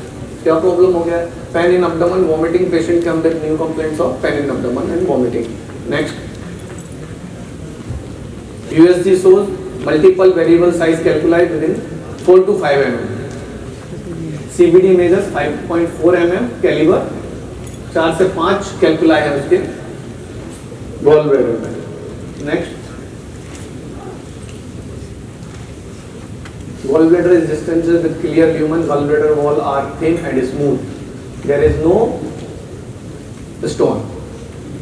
1 महीने में 15 दिन के बाद रिपीट स्कैन कराया, उसमें उसका डोज बोल रहा हूँ, साइज आधा रह गया, और 1 महीने के बाद में गॉल स्टोन डाइल्यूट हो गया। तो ऑब्वियसली जहां पर कफज और पित्तज, अब मैंने जो भाषा बोली थी उसको हम त्रिदोष में कन्वर्ट कर देते हैं। तो कफज और पित्तज स्टोन डाइल्यूट हो जाएगा। वातज, ऑक्सैलिक एसिड वाला जो है वो वातज है, वातज डाइल्यूट नहीं होगा तो बहुत कष्ट से होगा, 6 महीने 1 साल लगे रहो पीछे, तो पॉसिबिलिटी कम ही रहती है उसकी। तो ये सेम पेशेंट्स जो रिकवर होते हैं। मेडिसिन में जैसे मैंने बताया रक्त शूलांतक सबसे अच्छा काम करता है दर्द को खत्म करने में, और यहाँ पर जो छर्दी हो रही है वो भी पेशेंट को रिलीफ हो जाती है क्योंकि इसमें छार है सारी, और कंकासव का प्रयोग। इतना करने से गॉल स्टोन का पेन रिकवर हो जाता है, स्टेबल हो जाता है। उसके बाद आप पेशेंट को ताम्र सिंदूर का प्रयोग करवाइए। ताम्र सिंदूर 125 mg दिन में 2 बार, अनुपान शहद के साथ। जिस चीज का कोई अनुपान ना मिले उसको शहद से दे देना, और जहां स्पेसिफिक अनुपान होगा वहां पे मैंने बताया ही होगा। तो ताम्र सिंदूर 125 mg दिन में 2 बार शहद के साथ, और दूसरी मेडिसिन है इसके अलावा यदि मैं बताऊं, अब ये जो ग्रंथ शूलांतक वाला योग बताया ना, ये पेन रिलीफ भी करता है और डाइल्यूट भी करता है, बोथ एक्शन है। ऐसे ही ताम्र सिंदूर भी डबल एक्शन है, डुअल एक्शन है, पेन रिलीफ भी करता है और डाइल्यूट भी करता है। ऐसे ही तीसरी मेडिसिन है कोकलाक्ष क्षार, तो कोकलाक्ष क्षार भी डुअल एक्शन है, पेन रिलीफ भी करती है और डाइल्यूट भी करती है। ठीक है, तो मैं डुअल एक्शन वाली मेडिसिन आपको बता रहा हूँ, कोकलाक्ष क्षार। अब बेसिकली कोकलाक्ष क्षार आपको मिलेगी नहीं, आप परेशान हो जाओगे। मिल जाएगी, किसको मिलती कोकलाक्ष क्षार? बनानी पड़ेगी, है ना, बनानी पड़ेगी। तो मैं एक सिंपल तरीका बताता हूं आप सबके लिए कि हम कोकलाक्ष क्षार कितनी इजी बना सकते हैं। तो आपको क्या करना है, कोकलाक्ष बीज लेने हैं। बीज को जो है आपके घर पर ही आयरन पैन तवे पर जला लेना है, जला के जब वो वाइट हो जाए उसको रख लेना है आपको। अब ये पानी या क्षार तैयार हो गया, इसकी आधा चम्मच दवा पानी में डाइल्यूट करके पी लो, दिस इज द कोकलाक्ष क्षार, इजी। बाकी क्षार बनाने की विधि दूसरी है, वो आप बना सकते हो तो बेस्ट है, उसकी मात्रा 1 ग्राम, तो आप ऐसे यूज कर सकते हो। Easy to ready to use कैसे करना है वो मैं बता दे रहा हूं, ठीक है। तो इतनी सारी मेडिसिन आपके पास है गॉल स्टोन के लिए, और ये डुअल एक्शन में है। आपको बिल्कुल घबराना नहीं कि भैया पेन किलर तो देना ही पड़ेगा, ये सब पेन भी रिलीफ करेंगी और ये स्टोन को डाइल्यूट भी करेंगी। इसीलिए पेशेंट को जब हम काउंसलिंग करते हैं तो बोल देते हैं या तो आपका पेन तो ठीक हो ही जाएगा, दोबारा नहीं होगा, और डाइल्यूट नहीं हुआ तो भी आप फ्री रहोगे इस डिसीज से। लेकिन नहीं होता और आपकी चॉइस है, कई बार स्टोन ना दिमाग में बैठ जाता है लोगों के, और जो डॉक्टर सर्जन है आजकल वो डराते रहते हैं। अब वो 1000 में से 1 आदमी को कैंसर हो सकता है, इस नाम पे सबको ऑपरेट कर देते हैं, सबके निकालो। तो जब तक पता नहीं था तब तक कोई तकलीफ नहीं थी पेशेंट को, जिस दिन पता चल जाता है उस दिन से सारी बीमारियां उसको उसी से होने लगती हैं। सर घबराहट भी हो रही, स्टोन से तो नहीं? सर बेचैनी हो रही, स्टोन से तो नहीं? सर पेट साफ नहीं हो रहा है, स्टोन से तो नहीं? सर दिमाग में अलग अलग ख्याल आते हैं, स्टोन से तो नहीं? उसको दुनिया की हर बीमारी फिर स्टोन से दिखाई देने लगती है। तो ऐसे आदमी को भैया कराना चला चिकित्सा नहीं तो ऑपरेट करा ले, क्योंकि उसके दिमाग में स्टोन बैठ गई है। तो ये मामला आता है सामने। उसके बाद में एक प्रॉब्लम आती है प्रवाहिका। प्रवाहिका मतलब पेशेंट को बहुत ज्यादा सीवियर अब्डोमिनल पेन होता है और थोड़ा सा म्यूकस पेशेंट पास करता है, ठीक है। पेशेंट को बहुत दर्द होगा अब्डोमिनल और फिर थोड़ा सा म्यूकस पास करने जाएगा, फिर आएगा, फिर से दर्द होगा, फिर जाएगा, फिर आएगा, फिर जाएगा, यही चलता रहेगा, 8-10 बार ऐसा कर रहा होगा। तो ये कंडीशन में हम क्या करें, एंटीस्पाज़मोटिक हम यूज कर नहीं सकते। हमारे पास क्या है, तो यहाँ पर 2 मेडिसिन काम करती हैं, अगेन डुअल एक्शन में। एक पाचन ही करती है और दर्द निवारण भी करती है। इसको बोलते हैं 2S, S फॉर सुंठी और S फॉर सौंफ। 2S सुंठी, विश्व भेषज ऐसे ही नाम नहीं है उसका, विश्व भेषज सुंठी। इसकी 1-1 ग्राम की मात्रा दिन में 2 बार, 3 दिन के बाद 500 mg पे आ जाइए, और फिर आप लंबे समय तक दे सकते हैं, 10-15 दिन तक पेशेंट को सुंठी। और दूसरी मेडिसिन है सौंफ, मतलब अर्क सौंफ। तो पेशेंट को स्टैंडर्ड मेडिसिन लिखी है, अर्क सौंफ लिखी है, पेशेंट को लगेगा कि हाँ कुछ दिया है दवाई, अब मैं सौंफ खा लियो। Patient should be treat like a patient, तो अर्क सौंफ लिखी है, अब पेशेंट को दे दो, पेशेंट ठीक हो जाएगा। तो सुंठी और सौंफ 2S फॉर्मूला, इसमें बहुत अच्छी रिकवरी है और प्रवाहिका भी ठीक हो जाएगी पेशेंट की, अग्नि भी बढ़ जाएगी, भूख लगेगी पेशेंट को, और पिछले जो मल प्रवृत्ति, उसको जो म्यूकस डिस्चार्ज हो रहा है वो भी ठीक हो जाएगा। ओके, ये मेरा कोई टाइप नहीं है, एक्चुअली वत्सकादिगण का घन टैबलेट है, वत्सकादिगण है ना सर, वत्सकादिगण अष्टांग हृदय, उसका घन टैबलेट है। और वो शास्त्रोक्त तो कोई औषधि अच्छी बना रहा है तो यूज करने में क्या प्रॉब्लम है। पाउडर दोगे उससे बढ़िया अमीबी का टैबलेट दो, स्टैंडर्ड लगेगा, अच्छा लगता है लोगों को गोली खाने में, तो गोली खिलाओ और पैसे कमाओ। तो अमीबी का टैबलेट। दूसरी मेडिसिन है कुर्जा रेस्ट, 20-20 ml दिन में 2 बार, और प्रवाहिका और जीर्ण प्रवाहिका में जो सबसे इंपॉर्टेंट मेडिसिन है वो है बॉइल्ड वाटर, पानी उबालकर ठंडा किया हुआ। इसके बिना कोई भी ट्रीटमेंट काम नहीं करती। पानी आरओ वारो यूबी टीडीएस सबको गोली मारो, इसका पानी बॉइल्ड वाटर, बॉइल्ड वाटर ही यहाँ पर देना है। जितने भी पेशेंट आंव से ग्रसित हैं, अमेबिक डिसेंट्री से ग्रसित हैं, प्रवाहिका से ग्रसित हैं, पिच्छिल मल प्रवृत्ति से ग्रसित हैं, वो दो काम करने हैं उनको। एक तो बॉइल्ड वाटर पीना शुरू करना है और दूसरा दूध दही का सेवन नहीं करना है। दूध दही को बंद करना है, बॉइल्ड वाटर पीना, और इनमें से कोई भी आप मेडिसिन दे देना जो मैंने बताई है, पेशेंट आपका फर्स्ट क्लास, कभी कंप्लेंट नहीं करेगा, मतलब बहुत बढ़िया, मजा आ गया। फिर नंबर आता है रक्तज प्रवाहिका। पेशेंट जैसे बार बार मोशन के लिए जा रहा है और वक्त तेज दर्द होता है, और दर्द के बाद में उसको जो पहले म्यूकस आ रहा था थोड़ा सा, अब उसके साथ में क्या होगा, ब्लड भी आएगा। और ये हम किसकी बात कर रहे हैं, अक्यूट रक्तज प्रवाहिका। तो अक्यूट रक्तज प्रवाहिका में आपको सबसे बेस्ट मेडिसिन बताता हूं मैं, ईसबगोल। मात्रा 10 ग्राम, 10 ग्राम, लेकिन ये चम्मच से कभी कैलकुलेट मत करना, 10 ग्राम का पाउच आता है वही लेना है। आप चम्मच से कैलकुलेट करने जाओगे तो 2 चम्मच इक्वल टू 500 mg या 1 ग्राम भी नहीं हो पाएगा, बहुत हल्की होती है। हाँ, बैठने तो सुनने दो, सर बोल रहे हैं कंक्लूड करने के लिए। अगर आपका मन है तो क्वेश्चन आंसर लेंगे ना, बस मैं फटाक से 1-2 चीज और बता देता हूँ, फिर हम 1-2 आइडिया केस दिखाता हूँ आपको। IBS ही बता रहे हैं, वही IBS इसी में आ गया। IBS कवर्ड 2S फॉर्मूले में, दूध दही नहीं देना है, गर्म पानी देना है उबला हुआ, और 2S फॉर्मूला, ठीक है। अब खत्म नहीं है, क्या बोल रहा था मैं, क्या बोल रहा था, रक्तज प्रवाहिका। तो बेस्ट मेडिसिन है ईसबगोल। 10 ग्राम ईसबगोल 1 बॉल ऑफ दही में मिला के खा लेना है, तुरंत रिलीफ हो जाएगा। चाहे एब्डोमिनल पेन हो रहा हो, रक्तज प्रवाहिका का, ब्लड आ रहा हो, या म्यूकस आ रहा हो, या ब्लड आ रहा हो, तीनों चीजों में तुरंत रिलीफ हो जाएगा। और ऐसा रिलीफ होगा कि आपने देखा नहीं होगा, without any kind of antispasmodic, anti pain killer, any, और ब्लड को बंद करने की कोई दवा नहीं देनी है, रक्त स्तंभन दवाइयां नहीं देनी। जीर्ण प्रवाहिका का ट्रीटमेंट अलग है, दैट इज अल्सरेटिव कोलाइटिस, वो ट्रीटमेंट अलग है। जो है हम ये देखते हैं कि पेशेंट को कौन सा हृदय रोग है, तो कफज हृदय रोग है, पित्तज हृदय रोग है, वातज हृदय रोग है, उसके हमारे तीनों फॉर्मुलेशंस तैयार हैं, उसके हिसाब से हम देते हैं। लेकिन एक कॉमन मेडिसिन भी है, अभी मैं आगे बता देता हूँ आपको फॉर्मूला पूरा। मात्रा बताई मैंने, ऐसा दिन में 2 बार पानी के साथ, या तृणपंचमूल क्वाथ या वर्णवादी क्वाथ, किसी भी अनुपात से दे देगा। बेस्ट मेडिसिन है स्टोन के लिए। हाँ जी, Navneet, I am from St. Sarah Ayurvedic Medical College and Hospital.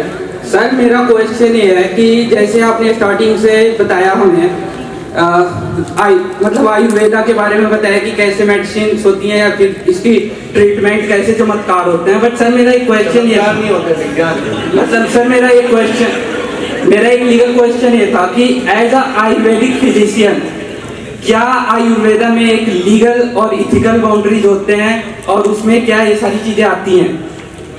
Legal और एथिकल बाउंड्रीज आदमी की होती, सरहद है, पक्षियों के लिए नहीं होती, आदमी के लिए। आपके अंदर क्या देखिए,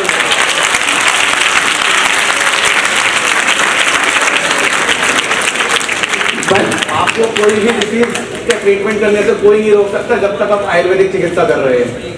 आपने single drug of allopathic treatment use किया तो आपको रोक दिया जाएगा, और वो गलत है, वो नहीं करना चाहिए। आप चाहे कितने सारे केस तो दिखा दिए मैंने, आप कुछ भी करो कोई नहीं रोकेगा आपको, लेकिन आपको पहले ये मानना पड़ेगा कि मैं कुछ भी कर सकता हूँ। हम लोग पहले ही बेड़ी अपने पैर में डाल लेते हैं कि I am eligible for that और नॉट। तो हाँ बिल्कुल, 2 ऑप्शन है आपके पास, एक है सिद्ध मकर ध्वज प्लस विषाणु भस्म। विषाणु मतलब शरण्य भस्म। तो रस सिंगुर सॉरी सिद्ध मकर ध्वज 100 mg और विषाणु भस्म 500 mg, इसको अच्छे से सूक्ष्म करना है और इतनी मात्रा में आपको पर डोज पेशेंट को देना है। ऐसा करने से पेशेंट को जो एंजाइनल या कार्डियक पेन हो रहा है वो रिलीफ हो जाएगा इमीडिएटली। बहुत तेज दर्द हो रहा है तो इसी को ब्रश के एंसेफेलाइटिस में कभी भी रक्त स्तंभन नहीं करना है, क्योंकि ये वातज विकार है। और आप यदि पित्त को कम करने जाओगे और पित्त को कम करने के लिए आपको शीतवीर औषधियों का प्रयोग करना पड़ेगा, पेशेंट को कोलिक पेन और बढ़ जाएगा और ब्लीडिंग और बढ़ेगी। तो कभी नहीं करना है आपको, यहाँ पे घिरत और तेल का प्रयोग करना है। 10 ml घिरत 10 ml तेल कोई भी वो मिक्स करके यमक इसने पेशेंट को एम्प्टी स्टमक दे दो, या जब पेन हो रहा तब दे दो, तुरंत रिलीफ हो जाएगा और ब्लीडिंग भी बंद हो जाएगी। ये अष्टांग हृदय अतिसार अध्याय से आता है। हाँ जी, कोई क्वेश्चन है तो पूछ लो, आपस में बातें तो फोन करते ही रहने वाले। बहुत गंभीर, हाँ बिल्कुल बिल्कुल बिल्कुल। एंटी एलर्जिक जब तक पेशेंट खाता है ठीक है, पहले एलर्जिक रेनाइटिस निपटा। तो एलर्जिक रेनाइटिस बड़ी कठिन व्याधि है, इसमें कोई डाउट नहीं है। और पेशेंट जब तक मोन्टेलोपास लीवोसिट्राजिन खाता है ठीक रहता है, और फिर वो पेशेंट खराब हो जाता है। बोलता नहीं खाए तो बहुत सारी छींकें आती हैं, नाक को खुजली होती है, आँख में खुजली होती है, आँख से पानी आता है, आँख लाल हो जाती है, नाक से पानी आता है, सुबह उठ के बहुत सारी छींकें आती हैं, 25, 50, 100। This is the allergic rhinitis, बड़ी प्रॉब्लम है बहुत। चिकित्सा लिख लो, निशा वो वाली नहीं तो उसके कान बड़े हो गए। तो सर आपको कैसे पता?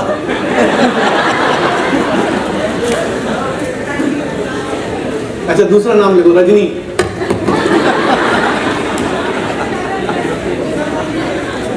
वो भी है। हरिद्रा हट्ट विलासिनी। तो आपको क्या करना है, आर्द्र निशा लेनी है। यहाँ पर आर्द्र निशा मतलब जैसी रॉ निकलती है उसी को ड्राई करके सुखा लेना है। और उसमें क्या करना है, आपको वासा सोरस की भावना लगानी है। कितनी? 7। और वासा सोरस की 7 भावना लगा के आप सुखा के रख लीजिए। 1-1 ग्राम की मात्रा में सुबह शाम शहद के साथ दे दो, एलर्जिक रेनाइटिस ठीक हो जाएगा। सबसे कठिनतम व्याधि है, मुझे एमआई से ज्यादा कठिन लगती है। कौन पूछ रहा है?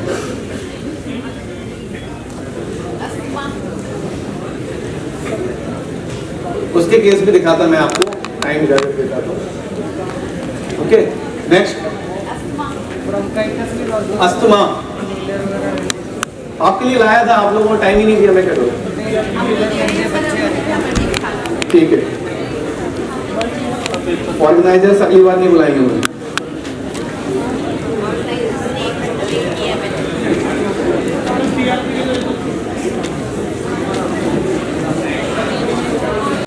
बनाने का तरीका क्या है भाई? नहीं सुनना है तो बाहर चले जाओ, सेशन ओवर हो गया। Keep silence please. जाओ आराम से, वैसे ही ओवर हो रहा, अजीर्ण हो रहा होगा नहीं है ना? अजीर्ण किस किस को हो रहा है? देखो बोल मत देना, लघु मन करा दूंगा मैं। तो इसमें धतूर पत्र, वासा पत्र, खुरासानी अजवाइन, इन सबको लेकर पाउडर फॉर्म में तैयार करना है। और इसको एक गॉज पीस लेना है आपको, बैंडेज, इसको कल्क बना लेना है और गॉज पीस के ऊपर आपको लेप सा बना देना है। और फिर इसके अंदर एक रिफिल रखनी है और इसको रोल कर देना है वर्ती। और जब वो सूख जाएगा तो रिफिल को निकाल लेना है। ये आपकी धूमबत्ती तैयार हो गई। तो जैसे नेबुलाइजर काम करता है वैसे ही धूमबत्ती काम करती है अक्यूट अस्थमा में। आपको ऐसा नहीं कर सकते तो पाउडर भी आप डायरेक्ट स्टील के उस पर रखकर नीचे से इग्नाइट कर दीजिए। जब वो धुआं आने लगेगा तो उसको इनहेल करेंगे तो पेशेंट को तुरंत लाभ हो जाएगा। इनहेल करने का तरीका क्या है वो बता देता हूँ आपको। ऐसा एक कौन से इंस्ट्रूमेंट आपको पेपर या हार्ड पेपर से बना लेना है, ऐसा रखना है, नीचे से आप उसको इग्नाइट करोगे तो धुआं आएगा और उसको यहाँ से धूमपान करना है, तुरंत रिलीफ हो जाता है तमक श्वास अस्थमा। दूसरी मेडिसिन है इंटरनली देने के लिए सोमासव 20-20 ml दिन में 2 से 3 बार। इससे आपका अक्यूट अस्थमा का अटैक रिकवर हो जाएगा, लेकिन संप्राप्ति भंग नहीं होगी। संप्राप्ति भंग के लिए आपको आगे की दिशा देखनी होगी कि पेशेंट को क्या है, एलर्जिक है, इसिनोफिलिया है, कफज है, पित्तज है, बार्गज है, वो बाद में देखते रहिए। उसके हिसाब से श्वासकोठार का प्रयोग, चंद्रामृत रस का प्रयोग, समीर पन्नग का प्रयोग, जो भी है वो आगे किया जा सकता है।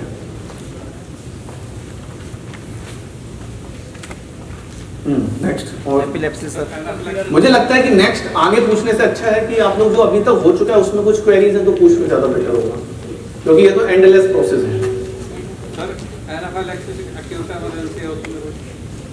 हाँ, उसमें आपको जो है सबसे पहले सबलिंगुअल हेमगर्भ पोटली रस का प्रयोग करना है। हेमगर्भ पोटली रस जो आपको मार्केट में मिलनी है वो वाली प्रयोग नहीं करनी है। हेमगर्भ पोटली 2 कंपनी बनाती है, एक दूध पापेश्वर और एक कालेडा राजस्थान। तो दूध पापेश्वर वाली प्रयोग करिए अथवा कालेडा वाली प्रयोग करिए, इनके अलावा कोई दूसरी प्रयोग नहीं करनी है, क्योंकि वो जो बना रहे हैं उनका रोगाधिकार राजेक्ष्मा है, तो आपको रिजल्ट नहीं मिलेंगे, फिर आपको रिजल्ट नहीं आते हैं। तो इसलिए इन 2 में से कोई भी करिए। दूध पापेश्वर वाली डॉक्टर के एड्रेस पर आती है, वेबसाइट पे आपको ऑर्डर करना पड़ेगा। कालेडा वाली डायरेक्ट कंपनी से आप खरीद सकते हैं, वो आपको मिल जाएगी।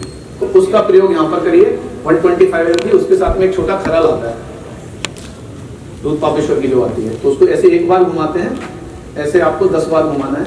उसमें से नीचे जो खरल में दवाई निकलेगी उसको शहद के साथ या डायरेक्ट सबलिंगुअल दे देंगे। तो ये आपको उस समय करना है।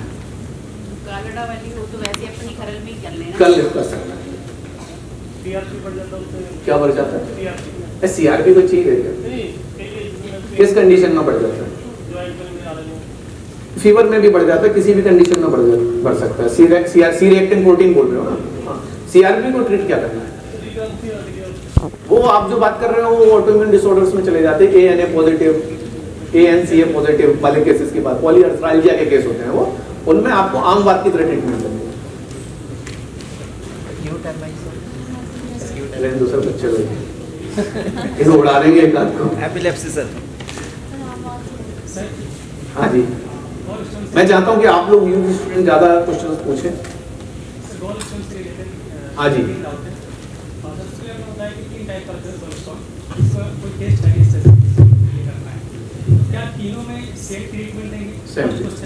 सेम नहीं है, इसका प्रोटोकॉल है बेसिकली, लेकिन मैंने आपको जो मेडिसिन बताई वो तीनों में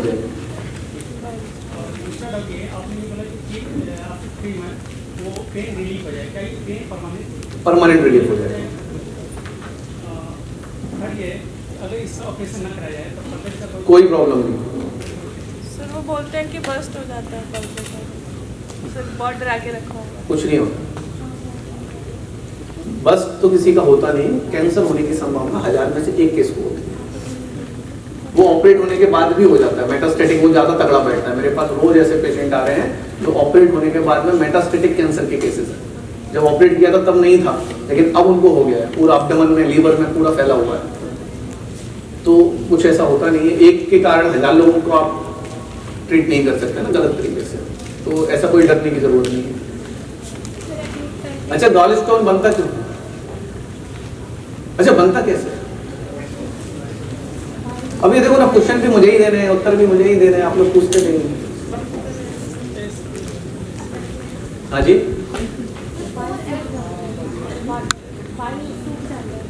बाइल कैसे सूखे?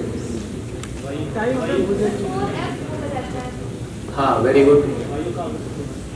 मेन कारण क्या है? वायु है एक कारण, बराबर है। फास्टिंग। महिलाएं इसीलिए सबसे ज्यादा ग्रसित गॉल स्टोन से होती है।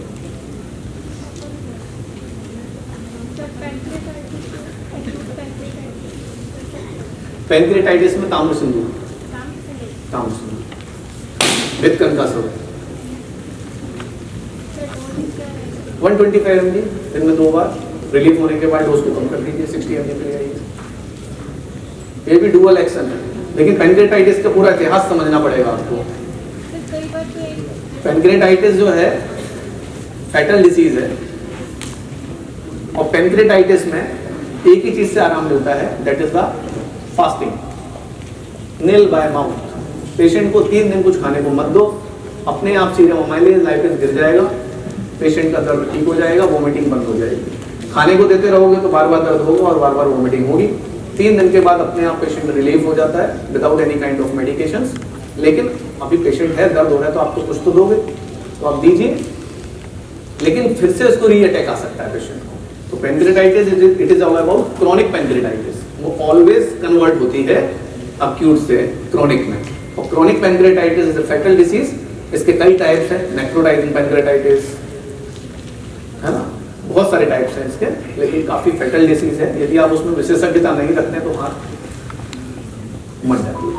हाँ, अक्यूट के लिए आप दे दो, कोई प्रॉब्लम नहीं है, लेकिन उसको ट्रीट करना, और अच्छी बात है कि तांबे सिंधु ट्रीट भी करता है इसको, लेकिन उसका पूरा आपको समझना पड़ेगा बैठ के आराम से कि क्या उसका पोर्टफोलियो है, क्या उसका सिस्टम है, कैसे करते हैं। ओके, मैं इसलिए जहाँ पर लगता है बता देता हूँ, क्योंकि पता लगा आप करते पड़े हो पेशेंट निपट जाए। तो सर ने बोला था तांबे सिंधु दे देना, सर गॉल ब्लैडर तो इसलिए पहले वो डिसीज के बारे में पूरा नॉलेज हो। गॉल ब्लैडर में अगर पेन मतलब स्टोन में पेन नहीं है तो कनकासर देना चाहिए कि नहीं? क्यों देना है? बिल्कुल नहीं देना, कोई मतलब नहीं देना। पेन हो तो SOS दे दो, बोल के रखो उसको, वो तो ले लेना, नहीं तो कोई जरूरत नहीं। Next, any question? हाँ, ज्यादा फीमेल पेशेंट और टकले मेल होते हैं, इसलिए मैं हेयरफॉल ट्रीट नहीं करता, मतलब अति है इसमें। हर मेल आधी हेयरफॉल हो रहा है, आज तक किसी का हेयरफॉल में देखेंगे कहाँ है, और मेल बेचारे टकले हैं, हेयरलाइन ऊपर जा रही है, हेयरलाइन ऊपर जा रही है। 4000 तो 4000 प्लेटलेट्स पे जो पेशेंट सर्वाइव करना मुश्किल हो जाता है, तो आपने क्या ट्रीटमेंट दिया उसे? बताया तो था प्रभु, सो गए, आपने मतलब एक्सप्लेन नहीं किया प्रॉपर, वही दिए, बताया वही दिया, जोर नाम मयूर चूर्ण और जोर भैरव चूर्ण। जो मतलब मेडिसिन से ही काम हो जाएगा, पेशेंट रिकवर हो जाएगा। प्रभु हो गया, और कैसे होगा? हो गया, बढ़िया है। Without transfusion, without gold blood, without antiplatelet, without steroid, हो गया। वही तो दिखा रहा हूँ आपको।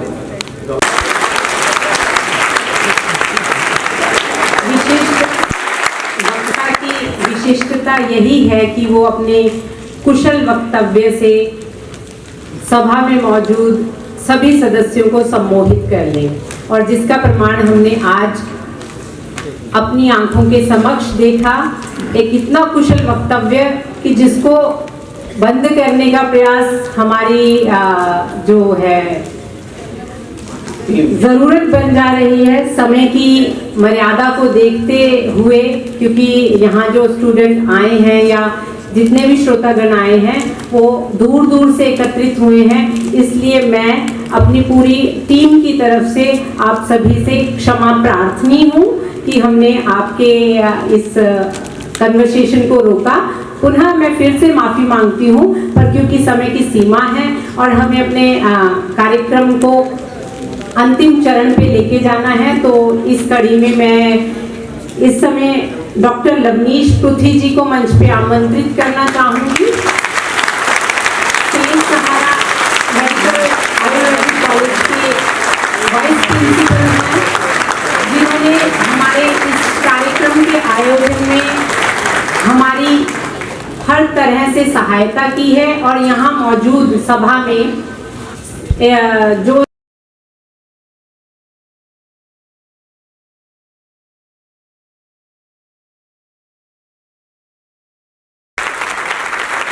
अभी टाइम आ गया है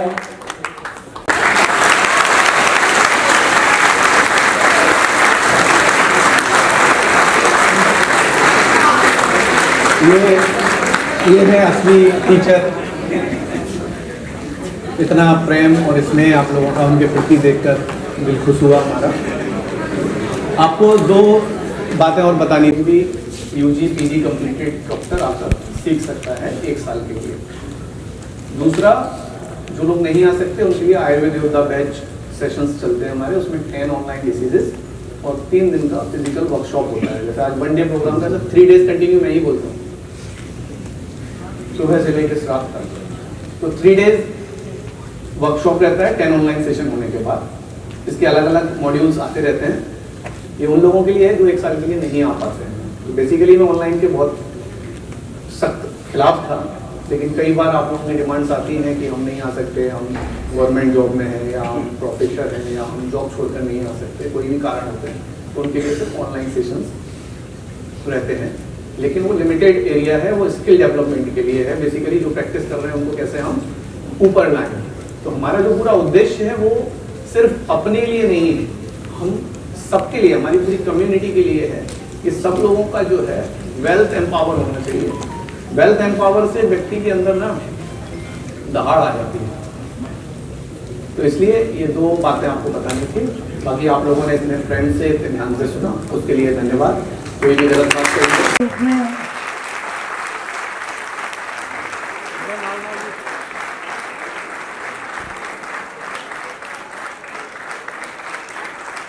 कंटिन्यू क्लैपिंग कंटिन्यू।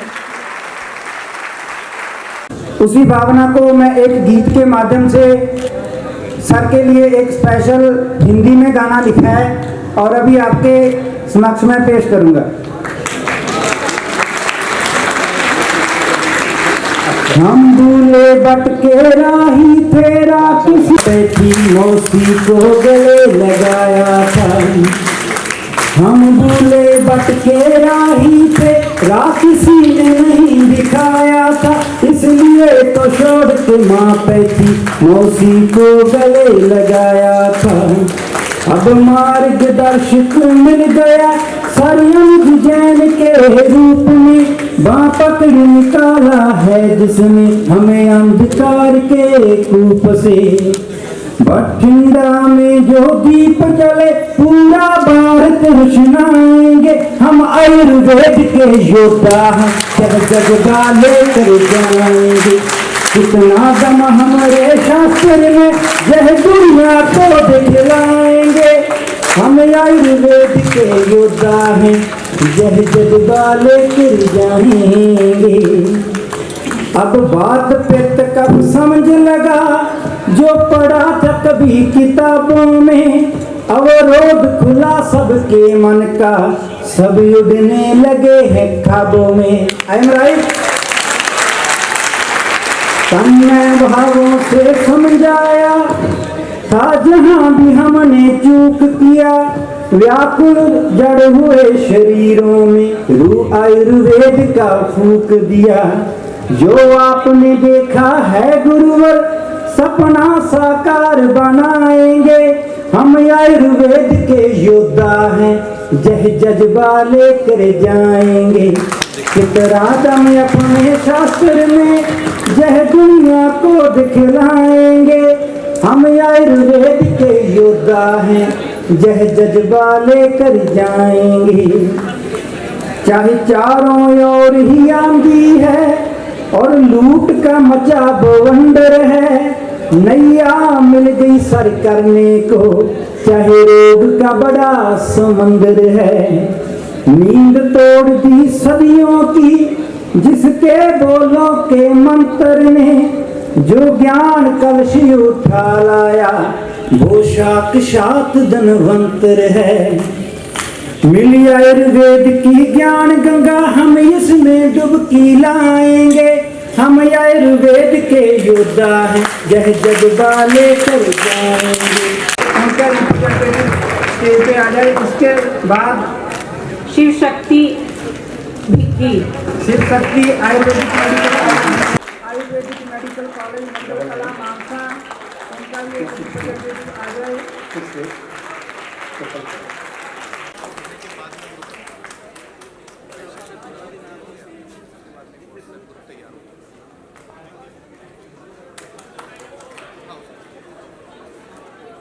आप